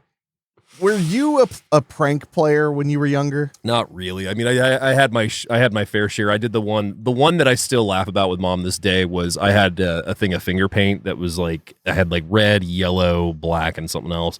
And I remember one day I just took my thumb and stuck it in the red, and then ran out to Mom and I was like, "Mom!" I did that to my mom with a blood capsule. I remember you telling me that. I felt so bad. She screamed bloody murder. Well, blood capsules have a lot of blood in them. I came in the house with the blood capsule going, and I literally I fell off my bike, and she screamed. Mm-hmm. I felt so bad. I was probably 10 or 11. Like, I wasn't a little kid, Have I ever told you about the time that I actually did get like injured and my dad thought I was that like I was like kidding? Like he felt really bad when he realized it. So we had a little like toddler recliner chair that like you laid back and like the footrest came up and everything. For little children. Yeah, like for 2-3-year-olds, maybe even. Oh wow, that's older. small. Okay. I mean, this happened. I mean, this happened when I was young. We were at my parents' current house, so it had to have been like 2, 3, or 4 because we moved there. I think when I was 2. And I just decided one day to stick my hand down the side of it. Not sure what I was going to find. My hand got stuck on a nail. Oh, yeah. And it's probably the staples that hold the upholstery on. Yeah, those are sharp. So naturally, like, I'm just like, it hurts. And I don't like, so I like, I'm like, I need help. And my dad comes, he's like, what's wrong? And I was like, I can't get my hand out. He's like, get your hand out. Come on. And I was like, I can't get my hands out. So luckily, Dad comes over and pops my hand off of it, and I'm lucky that he looked first because he like his initial reaction was going to be to like yank my hand out. Of course, yeah. So yeah, that was a bit unpleasant. So that reminds me of 2 things. Oh no, one from me and one from my buddy Michelle. Okay. One was my mom to this day she'll feel bad if this comes up. Oh God. But my mom went to beauty school for a year and then decided she didn't want to be a hairdresser, which is a hilarious story in and of itself, because she went to beauty school for a full year and realized, had a great realization that touching strangers' hair revolts her. No shit. She was like, this is disgusting. I hate touching strangers' hair. Fair enough. It's disgusting. Yeah. So obviously, being an anesthetician wasn't for her. Fair. So one of the ways we saved money when I was a kid was she would cut my hair. Mhm. And she could do a really good job because she did learn how to cut hair. Yeah. And I never liked getting my hair cut when I was a kid. I would have been like 6 or 7 when this happened, maybe even younger. I never liked to have my hair cut, but I would always, I'd always let her cut my hair or whatever. Yeah. So she's cutting my hair and she gets the trimmers out. And as she's buzzing my hair, I start going, ow, ow. And my mom's like, oh, it is not that bad. We're just getting your hair cut. She starts doing it. I'm like, stop. It hurts. And she's like, just stop. And then she's like, this isn't cutting your hair very well. It wasn't moving. So she was just ripping my hair out. She was just dragging it through. Yeah, no wonder that would hurt. Yeah, it hurt like a bitch. Yeah. Yeah. She felt really bad. She was like, oh, the blade's not moving. Oh, I was God. Like, I was like, yeah, why do you think I was screaming in pain? Just your brain exposed. I know, right? Just pulsating. But this one's not as long because it's not my story. But Yeah. my buddy Michelle, when she was a kid, she used to cry a lot and get upset a lot. And one time she was, it's actually like such a perfect example of Michelle. She was running through the neighborhood and there was a neighborhood boy she was friends with and he was chasing her and she wanted him to catch her. Yeah. So she decided to fall on purpose so he could catch her. So she did and dislocated her shoulder. Oh wait, no. I'm sorry. No. She broke her arm. I know, right? Why is that funnier, David? You're a bad person. Because that's so Michelle. It is perfect. So she broke her arm. So she goes back in her house and is like, Dad, my arm. And he's like, okay, Michelle. Now she's the oldest too. So she's the first kid. Yeah. He's like, oh, okay, Michelle, just go sit down. It'll be fine. She's like, no, it really hurts. He's like, just go relax, calm down. She's like, so I don't know how long it was, but I think she said it was like an hour or two later. She was like, it still really hurts. He was like, So they go to the doctor. He's like, it's broken. And he's like, oh no. Yeah. Yeah, that would be bad. Last one. Have I ever told you the story about when I wrecked the scooter? Was it your Razor scooter? No. This was this is a motorized. That's way gas. more dangerous. Yeah. Oh, gas powered? Yeah. So my dad had gotten this scooter. I don't know if he'd gotten it in a trade or he had stole it, steal it from the Russians. And we were at Dave's Services. And the gravel lot and everything back there, you've been there, so you know. Yeah. So we were right by that fenced in area where the parking lot is, but on the back where the garage and the other garage is. He's like, yeah, go ahead and try it. I'd never ridden a motorcycle. I'd never driven anything that had the throttle. I've had 4-wheelers, so I've had a button like that. I've never had anything. So when you panic. Now, this is a scooter you stood on, right? This is a scooter that you that sat on. Like a moped. Moped, basically. Okay, I gotcha. So I've never had a throttle. So, right. I get on it and I'm like, it's a little fast. So I want to stop. Well, I start, panicking and trying to pull it back. Well, I ran right into the fence with it and screwed it up pretty good, but also screwed myself up to where I was bleeding and everything. And we literally joking about this actually a couple days ago. Dad got pissed about the scooter despite the fact that I'm on the ground bleeding. And well, you're insured, not the scooter. So my mom comes out and she's like, Dave. His dad's also named Dave. Yeah. Yeah, that sounds like something my stepdad would have said. Like I would run into a wall. He'd be like, is the wall okay? Yeah. We laugh about it, David. Like, it was literally like, God damn it, David. Did you have to go to the hospital? No, it was, it wasn't anything. It'd be so much major. funnier if you died, but they'd resuscitated. Nothing was as worse, and I didn't go to the hospital for this, but nothing was as worse as I used to be the groundskeeper there, and one day somebody had thrown like several CDs into like the tall grass, and I was mowing them, and they fucking hit my legs and shrapneled them a little bit. It's bad enough when there's like a thick stick or rocks get tossed. Yeah. Well, since we're talking about childhood injuries, have I ever told you the story about, so when you were a kid and you would play on like monkey bars or something, what's the thing they always threatened you would happen if you were reckless? Cut Because for me, I don't know if this is just a Kentucky thing or if all parents said this, but I was always told, like, you do that, you're going to crack your head open. Hey, crack your head. You hear that a lot? Yeah. You just hear that ad nauseum. Yeah. Parents, grandparents, aunts, uncles, teachers. Yeah. You do that, you're going to crack your head open. So anyway, I was on some monkey bars, and I finally got myself upside down. I'd always wanted to be upside down. Mm-hmm. And then my hand slipped, and I cracked my head open. Oh, jeez. I landed on a rock, and I cracked my head open, David. I didn't crack my head open, but have you ever gotten like the wind fiercely knocked out of you, like to where like you fall on the ground and you cannot catch your breath? The reason I'm giving you that look, David, is because you just cracked your head open. Well, first of all, I got 5 stitches. Yeah. No, I mean, I literally cracked my head open. Yeah. Like I walked to the back door. This was at my babysitter's house. And I knocked on the door. I said, and I literally said, like, I fell off the jungle gym, and she screamed. I was covered in blood. I had no idea. Mm-hmm. Anyway, but to your point, the reason I was giving you that look about have you ever had the air knocked out of you is yes. What is the only education I ever completed in my life? Professional wrestling school. Yes, Well, many times. Your many monkey times, bar yeah. story made me think of this. I was at my preschool, and they even told us, like, no jumping the monkey bars because you would try and swing and jump onto the next one. I was doing really good. And then I got to that 4th one and missed and completely went down, like, onto the ground, like, as a little kid. And, like, I remember feeling like, oh, I'm dead. Like, that was like the instant thing. I used to get shoved off the playground equipment by bullies. Yeah. And I remember many times where you hit just, but this sounds so sad. Cause it is. I got used to it. I mean, not like used to it, like it was fine, but I got used to it as in I would hit the ground really hard and feel that all the air's out of me, and I would be like, I'm not dying. Yeah. It's just what happens when assholes shove you off a fucking jungle gym and you land on grass. So they were really nice kids. Last story. Did I ever tell you about the year that my sister and I sent each other to the emergency room on different holidays? Like as a gift?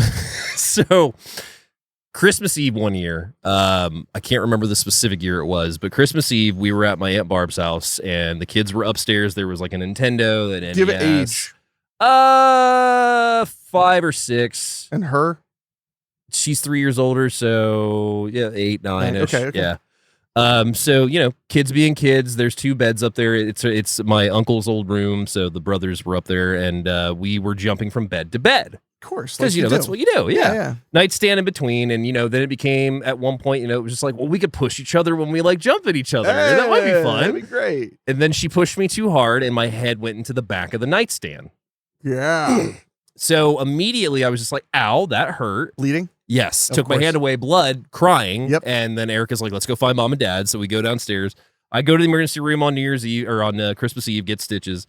So then that year, Memorial Day, we're at my cousin Jimmy's house and we're playing croquet. And I decided to Tiger Woods it with the mallet behind me. Oh, I thought you were saying cheat on your wife. Not realizing that my sister was behind me. So I go like that and it gets some resistance, like punk. And Erica goes like, ow, David. And I'm like, oh, like, I'm sorry. Well, then I hear her go over to my parents and like, she's like, my face hurts. And my mom's like, oh my God, Erica, you're bleeding. And I cracked her like right across. Like she still has the scar to this day. Like I cracked her right here. Yeah. So, cause your scalp and your eyebrow are so easy to split too.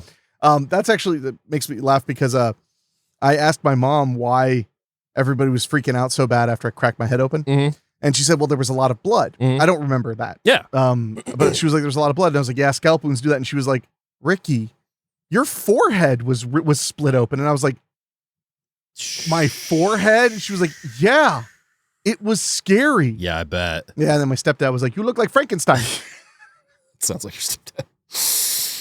Yeah. I mean, what do you want? But I don't know how old I was, but I don't remember a lot actually before that or after that. The best was to wrap that story up was that year my Aunt Barb always has an annual 4th of July party, and it was like right a couple hours into it, and she goes, ladies and gentlemen, I just want to make an announcement. It is now like 3 p.m. and Dave and Sean have not been to the emergency room yet. Hey! Applause. Yeah, because those were both gatherings on my dad's side of the family where that happened. So after all these years, you're still sticking to you didn't know she's behind you, huh? I did not. I swear I did not. As your friend, I don't know if I believe you, but as your attorney, I'm proud of you. I did not know for she was behind me. sticking to that story. And the thing is, like, too, like, I didn't watch golf. Like, I really didn't even know who Tiger Woods was. I just took the mallet and was like, I'm gonna hit this ball. No, I clocked my sister right in the head. So in a way, I mean, you scored a double. I don't know how croquet works, but I don't even know the rules anymore. Oh wow! You just try and knock the ball through the hoop loop. I think you want to hit a stick eventually. You can, yes. You go through all the hoops and then you hit a stick. I've not played croquet since I hit double digits, to be honest. We used to have croquet set a lot of, like, we went through at least 2 of them, I want to say, growing up. Oh, because it kept getting covered in blood. Well, croquet mallet's actually what Jack Nicholson, or what not Napier, Jack Torrance. Oh yeah, uses in the novel, yeah, and in Stephen King, the McGarris one. Yeah, which was a little bit more faithful. Yeah, that's why the child gangbang is still in it. That's not that story. I thought it was all of Stephen King's stories. No, Greaser gangbang. Oh, yeah, that checks out. Stevie King.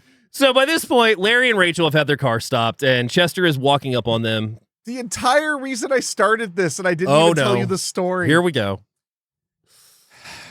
That's so funny. Tangents. I didn't even tell you why I was bringing it up. Yeah. So my mom and my stepdad, they like to go and visit my aunt and uncle, my cousin Jeff's parents. You met Jeff. Yeah. And they would all, well, first of all, my cousin Jeff was a little shit. And he taught me horrible things when I was a kid. And he loved it. I think he's only 4 years older than me. One of the things he figured out was if we just started, he would literally tell me, go into the living room, because they're all sitting in there like smoking cigarettes and drinking beers, and they're all, toasted. And you'd be like, go out there and just start complaining you're bored.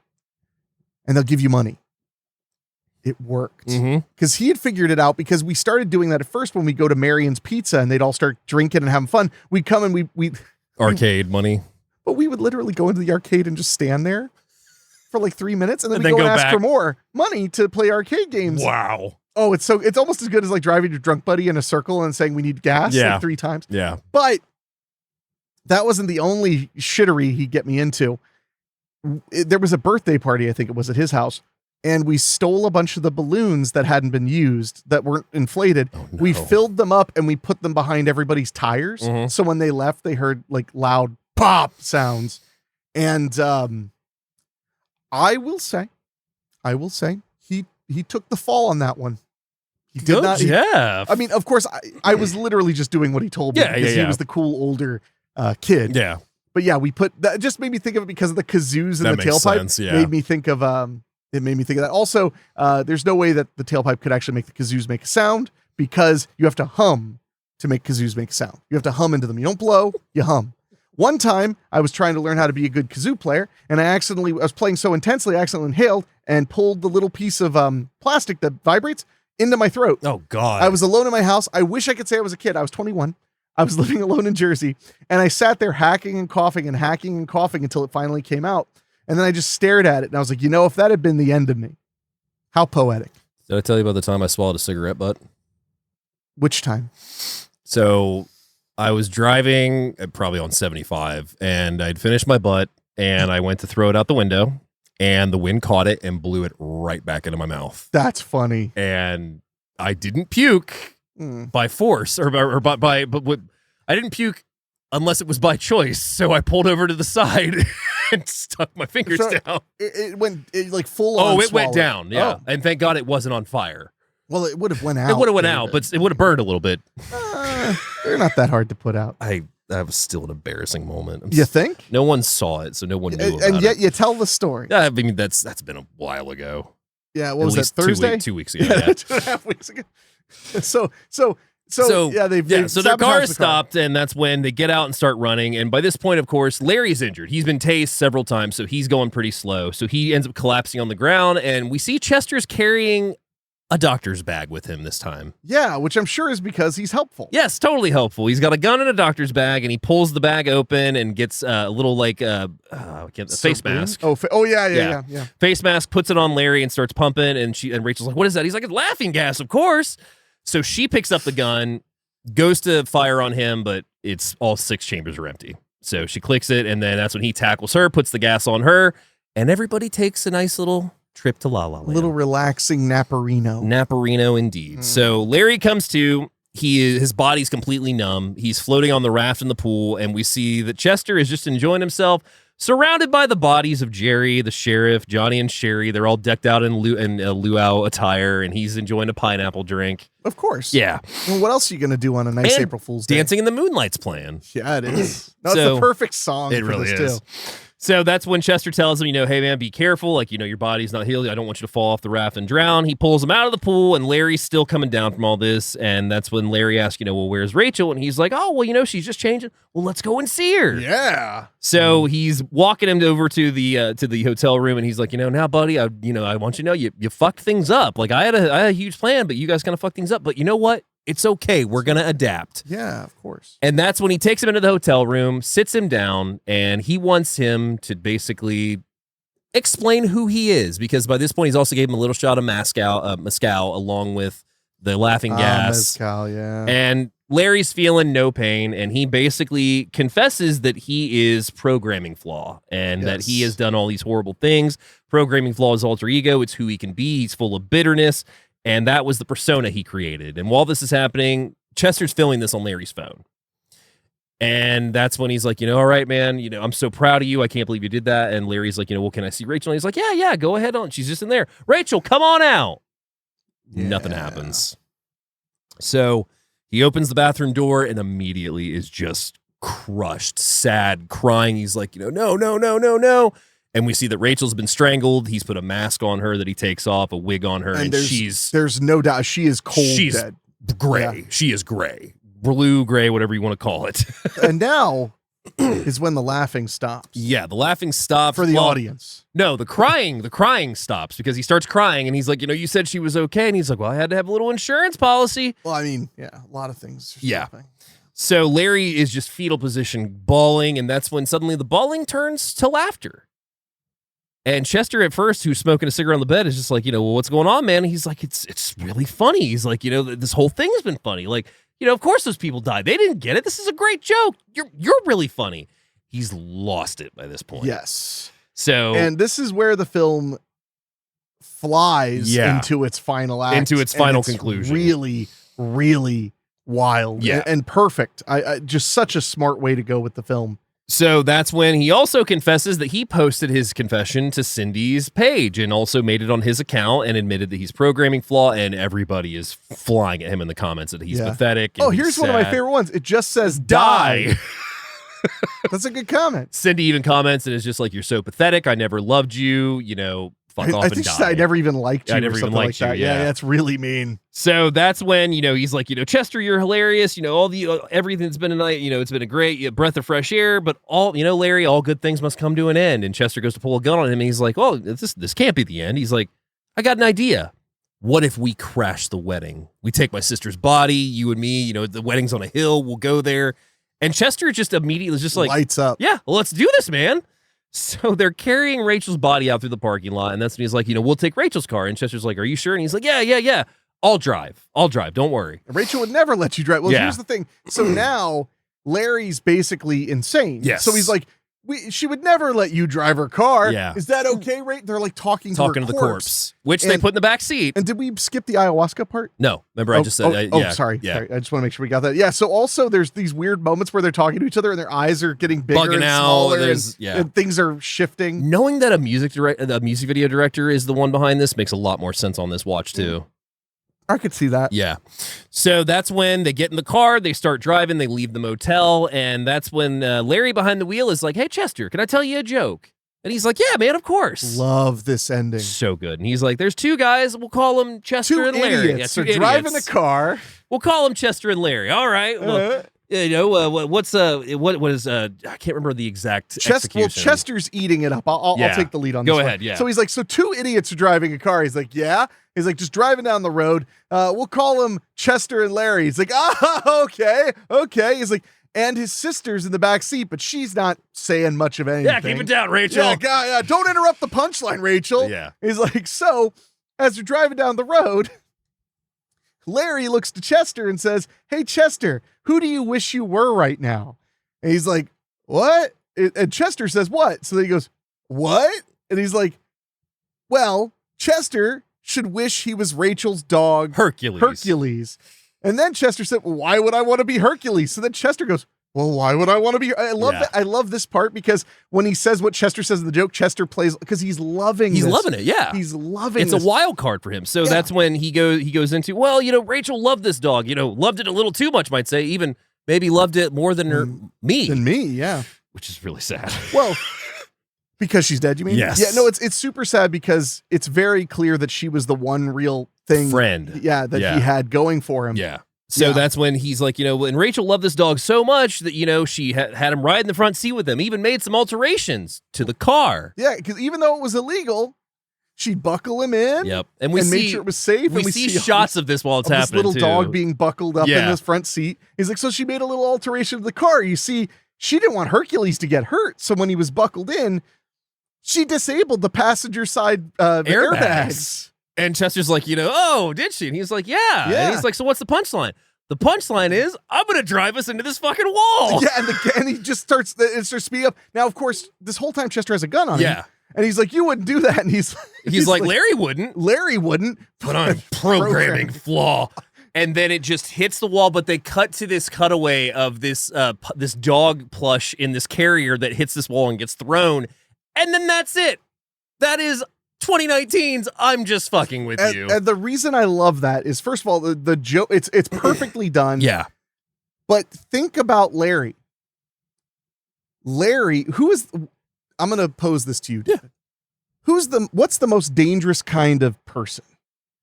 Somebody who doesn't care about anyone?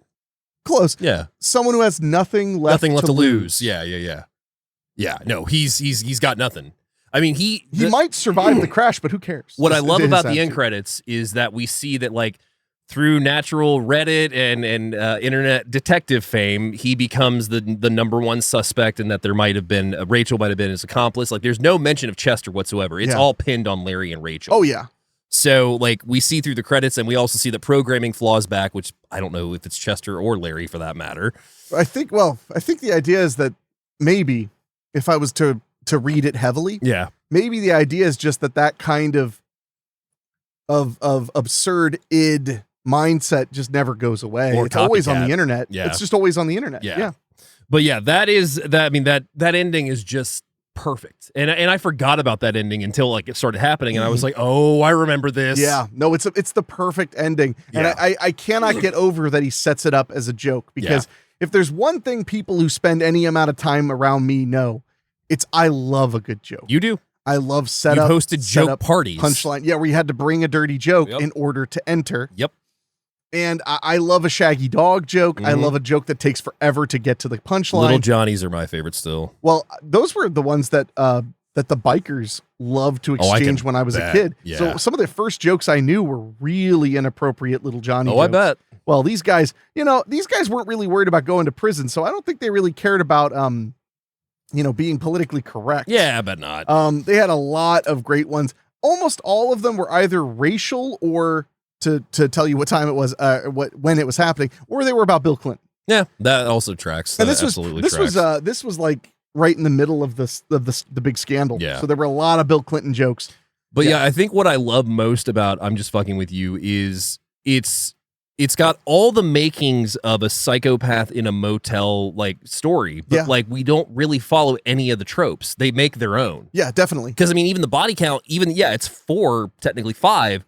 It's really not that big, and it's not very frequent. Like the only death we get on screen, well, the only 2 deaths we get on screen are the cop and Jerry. Yeah, that's it. Yeah, but of course they're the scariest ones because the 2 people who should be most able to protect themselves. Yeah, a mean biker and a cop. Yeah. And they get dispatched just like nothing. And I mean, Chester is like a combination of the unknown comic kind of has that feel to him, but also just has a moment of he could be your friend, but you got to laugh at his jokes. Mm-hmm. And if you laugh at his jokes, you're good. If you piss him off or you're rude to him, you're going to die. You know what one of my first thoughts was when we were watching that movie the first time and even the second time? One of my, which didn't turn out, one of the thoughts I had at one point was I was like, what if there was no Chester? Yeah. What if Chester was the final summation, the final representation of his hatred, anger, and insanity? Obviously, that didn't turn out to be the case. Yeah. But I'd wondered for a minute. I was like, what if he was, what if this was I his genuinely psychosis? wonder how long he's been there, because the camera thing is such a good red herring. I mean, it doesn't really get. He could have actually worked there. The cops seemed to not be surprised to see him. Yeah. Which could suggest that he worked there. But then again, like the biker, Gerald, having said, like, it was nice getting to know you, man. So that there's even that moment where it's like, nobody has placed whether or not he works here. No. It's a very big question, because also if he doesn't work there, is he just a guy who wanted to go friggin' crazy on April Fool's Day? Or could he have painstakingly planned all this like he said, and he's just like, you fucked up my plan, so he could have been working there and waiting for the right time to snap. Yeah, he could have been working. You know what? I just had a thought. You know what he could have been there to do? What's that? He could have been there to kill his bosses, because remember how much he hated them? He was like, they make me work while they get to go on vacation in the off season. You know, I don't get any support. What if he was going to set up Jerry for the murder? It's entirely possible. Was a biker. He had a knife. Yeah. He looked like a dangerous guy. The knife. You're right. He could have been trying to set Jerry up. Yeah. He could have. But he can't help himself because he's such a fucking psycho. Chester's a great character and a great role for that actor who is horribly underutilized. Hayes MacArthur steals this. I would love to see Hayes in more movies. Yeah, same. So as you can tell, we both love this one. Highly recommended for this one. As giving an honorable mention this week. Yeah, we like to mention another great Into the Dark, because we only have 5 episodes. Yeah, 5, right? Four. Next week's the last. Oh yeah, it's next month. We have 5 episodes. We only have 4 episodes to give you the best of 24, so we want to double the odds. Yeah. So this week we are going to go with the opener of season 2, which was 2019's Uncanny Annie, which says, on Halloween night, a group of college students get trapped in a mysterious board game that brings their darkest secrets and fears to life, where they must play to escape and win to survive. Yes. So, Uncanny Annie was a lot of fun. If you're familiar with Jumanji, which how could you not be? It has kind of that same feel to it, but more so if you've ever seen or heard of the movie The Black Waters of Echo Pond, which was an Anchor Bay mid-aughts slasher that's also about a demonic board game. Uncanny Annie just has a bunch of play, not just on the board game itself, but on the people that you play it with. Yes. Because you're with your friends. It's a nice, Friday night near Halloween. We're having a good time. We're in costumes.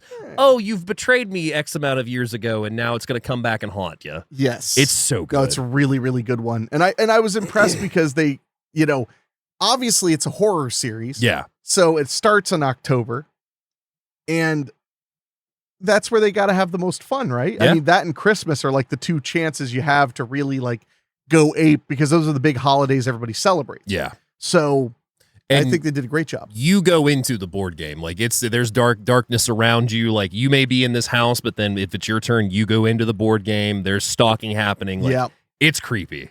I really liked Uncanny Annie. Yeah. So we also like to end the show with a couple recommendations. The first 2 I've got this week are from 1986, most recently saved for us on 4K and Blu-ray, The Hitcher, starring Rutger Hauer. Oh, and C. Thomas Howell. Such a good movie. A young man who escapes the clutches of a murderous hitchhiker is subsequently stalked by the Hitcher and framed for his crimes. If you have not seen The Hitcher, you need to. It's widely available now. It has been out of circulation for some time. It was even on Max, and it's not on Max anymore. Yeah. It was kind of like a legendary, like, bootlegs at conventions kind of movie for a long time. A lot of those HBO made for TV movies and stuff were. Yeah. And then my second recommendation is going to be 2007's Vacancy. Stranded in an isolated motel, a couple become the unsuspecting subjects of a snuff film. So since you brought that up, I fucking love Vacancy. I just wanted to mention, I love Vacancy. But do you like Terror Trap? You mean Vacancy? But honestly, though, Terror Trap's good. Terror Trap. The only problem with Terror Trap is after I watched it and went, man, I really enjoyed that. Yeah. I was like, I should revisit Vacancy. It is straight ripoff. Oh, yeah. They rip off the story beats. They rip off really everything.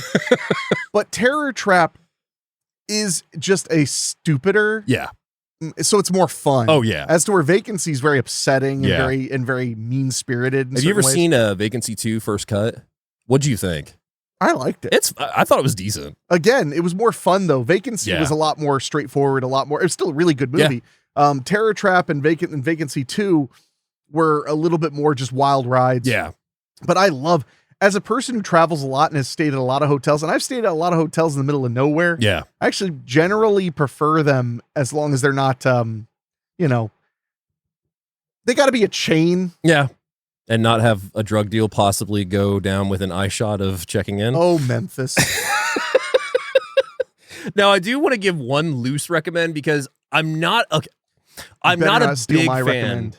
It's not Identity, is it? No. Okay, then we're good. Okay, good. Yeah, I'm not a big fan of Identity. But there are things I love about Identity, specifically the setting and the atmosphere are great. The rainy hotel and just you don't know who anybody is. Everybody's kind of a stranger to one another. And with that comes the cast. I miss those early 2000s blockbusters, big casts that were all around psychological thrillers in general. Yeah, Along Came a Spider. Yeah, even though Identity is not a great ending, not a great film, I still think if you haven't seen it, it's absolutely worth a watch, and it has that feel of isolation in a motel that kind of this one has as well. Yeah, I would have to agree very much. So my recommendation, I decided to avoid hotels and instead go with what happens when you make a movie with so many pranks in it that you have no idea what's going on. Oh. And this one's a little on the nose because I've always loved it. But I'm going with Arthur Penn's 1989 Penn and Teller Get Killed, which had, by the way, the best tagline you've ever heard. Do you know what it is? I can't remember. Go ahead. What more do you want? That is solid. So the reason I love Penn and Teller Get Killed, well, I'll give you the description. The bad boys of magic go over the edge in this mind-blowing, role-switching comedy murder mystery set in the dizzying world of Atlantic City casinos. So that's a decent description because you can't really describe Penn and Teller Get Killed. Yeah. But the great thing, and there are many things about this movie, it's hard to find, but it's actually, you can rent a standard definition or buy a standard definition version on Prime Video. Yeah. So it's the most available it's been for a very long time. Yeah. This is a movie where if you're a fan of Penn and Teller, I've been a fan of them my whole life, you know that when they do performances, when they do whatever, they have a lot of jokes that don't really land, but make them lose their shit. Mm-hmm. This movie is only that. Yeah. And that's why it wasn't a big hit, because it is really, really subversive, really, really weird, confusing as shit. Yeah. Don't even try to follow the story. But it has some of the best things. So basically, the big thing that they don't mention here is it all starts with Penn Jillette and Teller going on a version of like this of the Johnny Carson show. Yeah. Basically, I think it was called like America Tonight or some shit. It's like the most watched late night show. And after they perform, Penn does a bit where he says like, "Wouldn't it be I just wish someone were trying to kill me. Wouldn't that make life so much more exciting? I'm sorry, dear. I would love to go to the family dinner at the whatever, but people are trying to kill me. So and no, I can't really wash the dishes because, well, there's a window facing out from over the sink." Yeah. And then the gag on the show is that then Teller turns and stabs him, and there's like blood everywhere, and it's it's just a gag. But afterward, they go to the airport, and Penn is at the airport, and this guy walks up and goes, "Excuse me, are you interested in learning about the word of God or whatever?" And they play a joke on him. It's a whole thing. But then afterward, he goes, "Wait, aren't you the guy that goes on television asking people to kill him?" He's like, "I did that once." Yeah. And then he opens his Bible and pulls out a gun and goes, "Bang, bang." He doesn't shoot him. He just goes, "Bang, bang. You're dead. Be careful what you ask for, heathen." And he walks away. And then Penn goes, "Find out the exact demographics of that show." So at one point though, later in the movie, he's walking along and he gets shot in the arm. Yeah. And he's like, "Ah, God," he's like screaming. And this woman walks by. He's like, "Are you okay?" He's like, "No, I just got shot in the arm." And she's like, "Wait, you're that dumb guy who went on television asking people to kill him, didn't you?" Yeah. And he's like, "Yeah, among other things." And she's like, "Well, you're lucky I'm not a psycho, or I'd kill you right now. Like, you're really lucky." He's like, "Yes, I am lucky. Mr. Lucky just got shot in the arm." There are so many great moments it's all like that. coming back to me. And there are so many great moments and so many fake outs where you think they're about to die and then it's a prank, or worse yet, they think it's a prank and then it's not. And it's not. But then they're not afraid to do like a triple fake out where it's totally real, a prank. Mm-hmm. Totally real, a prank. It's a great film that really throws you for a loop. Yeah. You cannot follow it perfectly. No. The ending is perfect, and it ends with "I started a joke," Mm-hmm. which is perfect. Fantastic. So I love Penn and Teller Get Killed. It's one of those forgotten little gems because it came out, it flopped so bad, Warner Brothers didn't care to do anything with it. It's directed by goddamn Arthur Penn. You know who would put it out at this point if anybody was to get a hold of it would be Shout. God, I would love a collector's edition of Penn and Teller Get Killed. But that's my recommendation, because talk about a perfect movie about pranks on top of pranks on top of pranks. That's some good shit. Penn and Teller Get Killed. So we do have emails. Oh, okay. So I believe we had 2 the last I checked. If you want to send us an email, by the way, all you have to do is send it to doyouevenmoviepod@gmail.com or go to doyouevenmovie.com. Send us an email. We'd love to hear from you. This first one is from Mr. Eric Whiting, director of Primordial and Ragmork and My Good Buddy. He said, "Hey guys, it's Eric Whiting." Oh, we knew. "I have enjoyed your recent episodes, especially Wind River, which has been a favorite of mine since its release." I feel like I've watched Wind River with Eric at least twice. That would track. He puts, "With the recent passing of Michelle Trachtenberg, I was wondering if you would be interested in covering 2004's film, a 2004 film she appeared in, Greg Arkai's, Mysterious Skin." That is a rough movie. I have not seen it in a good bit. I would be willing to revisit it. I don't know if it would be a good show. I've never seen it. It's rough. Yeah? It's rough. I mean, me and Greg Akari. That's my third name. I think that's the last name then. He said, "I saw it for the first time this week after hearing about it in passing for years. It's hard-hitting and uncomfortable in many ways, but excellent and ripe for discussion." Yeah. If not, that might be a good cutting deep episode. If that isn't a good fit for the show, a couple of other modern recommendations I have are Uncut Gems. Absolutely. I love Uncut Gems. Yelling the movie. I was going to say, I was like, what would there be to discuss? Everything. Green Room.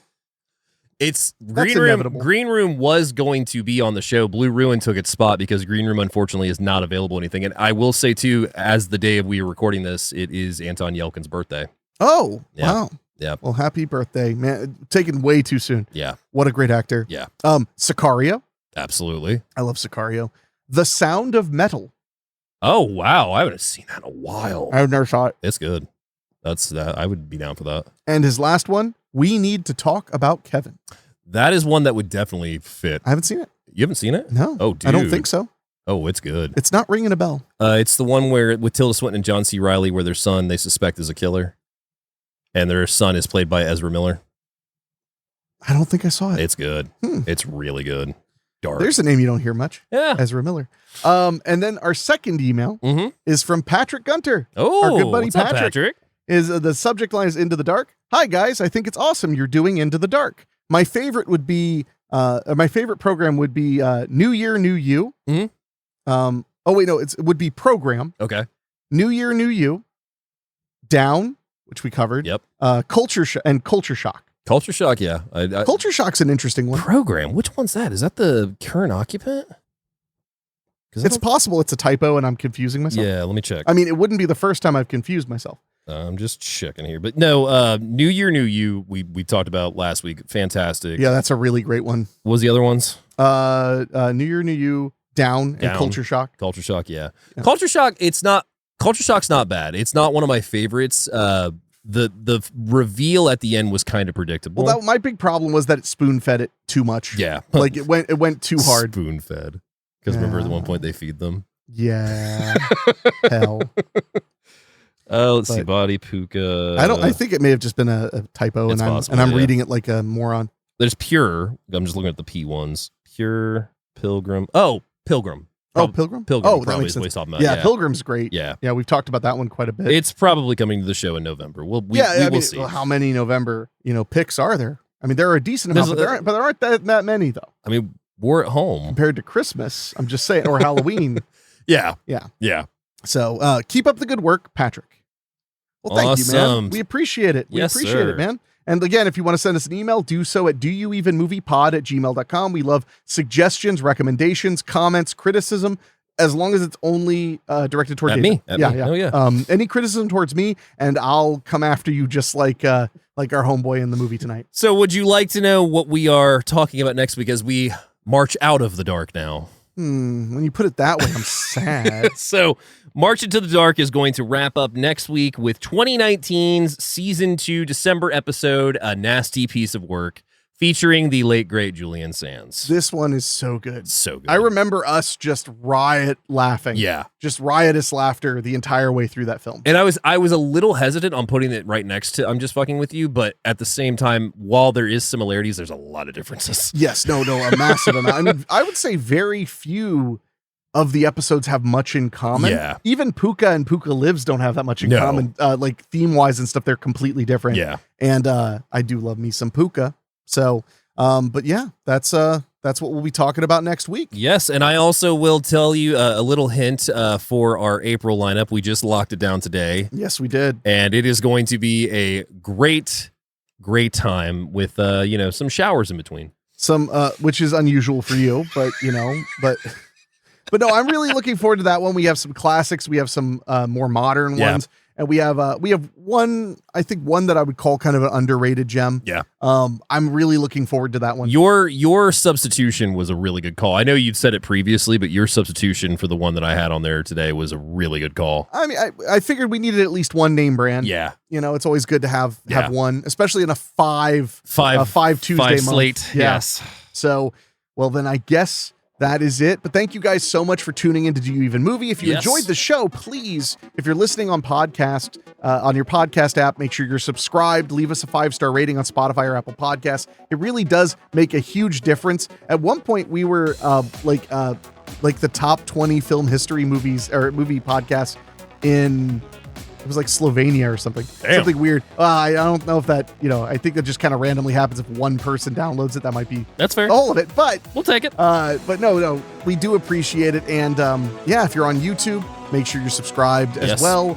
And we will be back talking all about some Christmassy fun right into spring. Oh, yeah. Yeah, next time. So until then, all that's left to say is see you next. I'm just fucking with it. Okay, Dave got one, but he only gets one ever. Next time.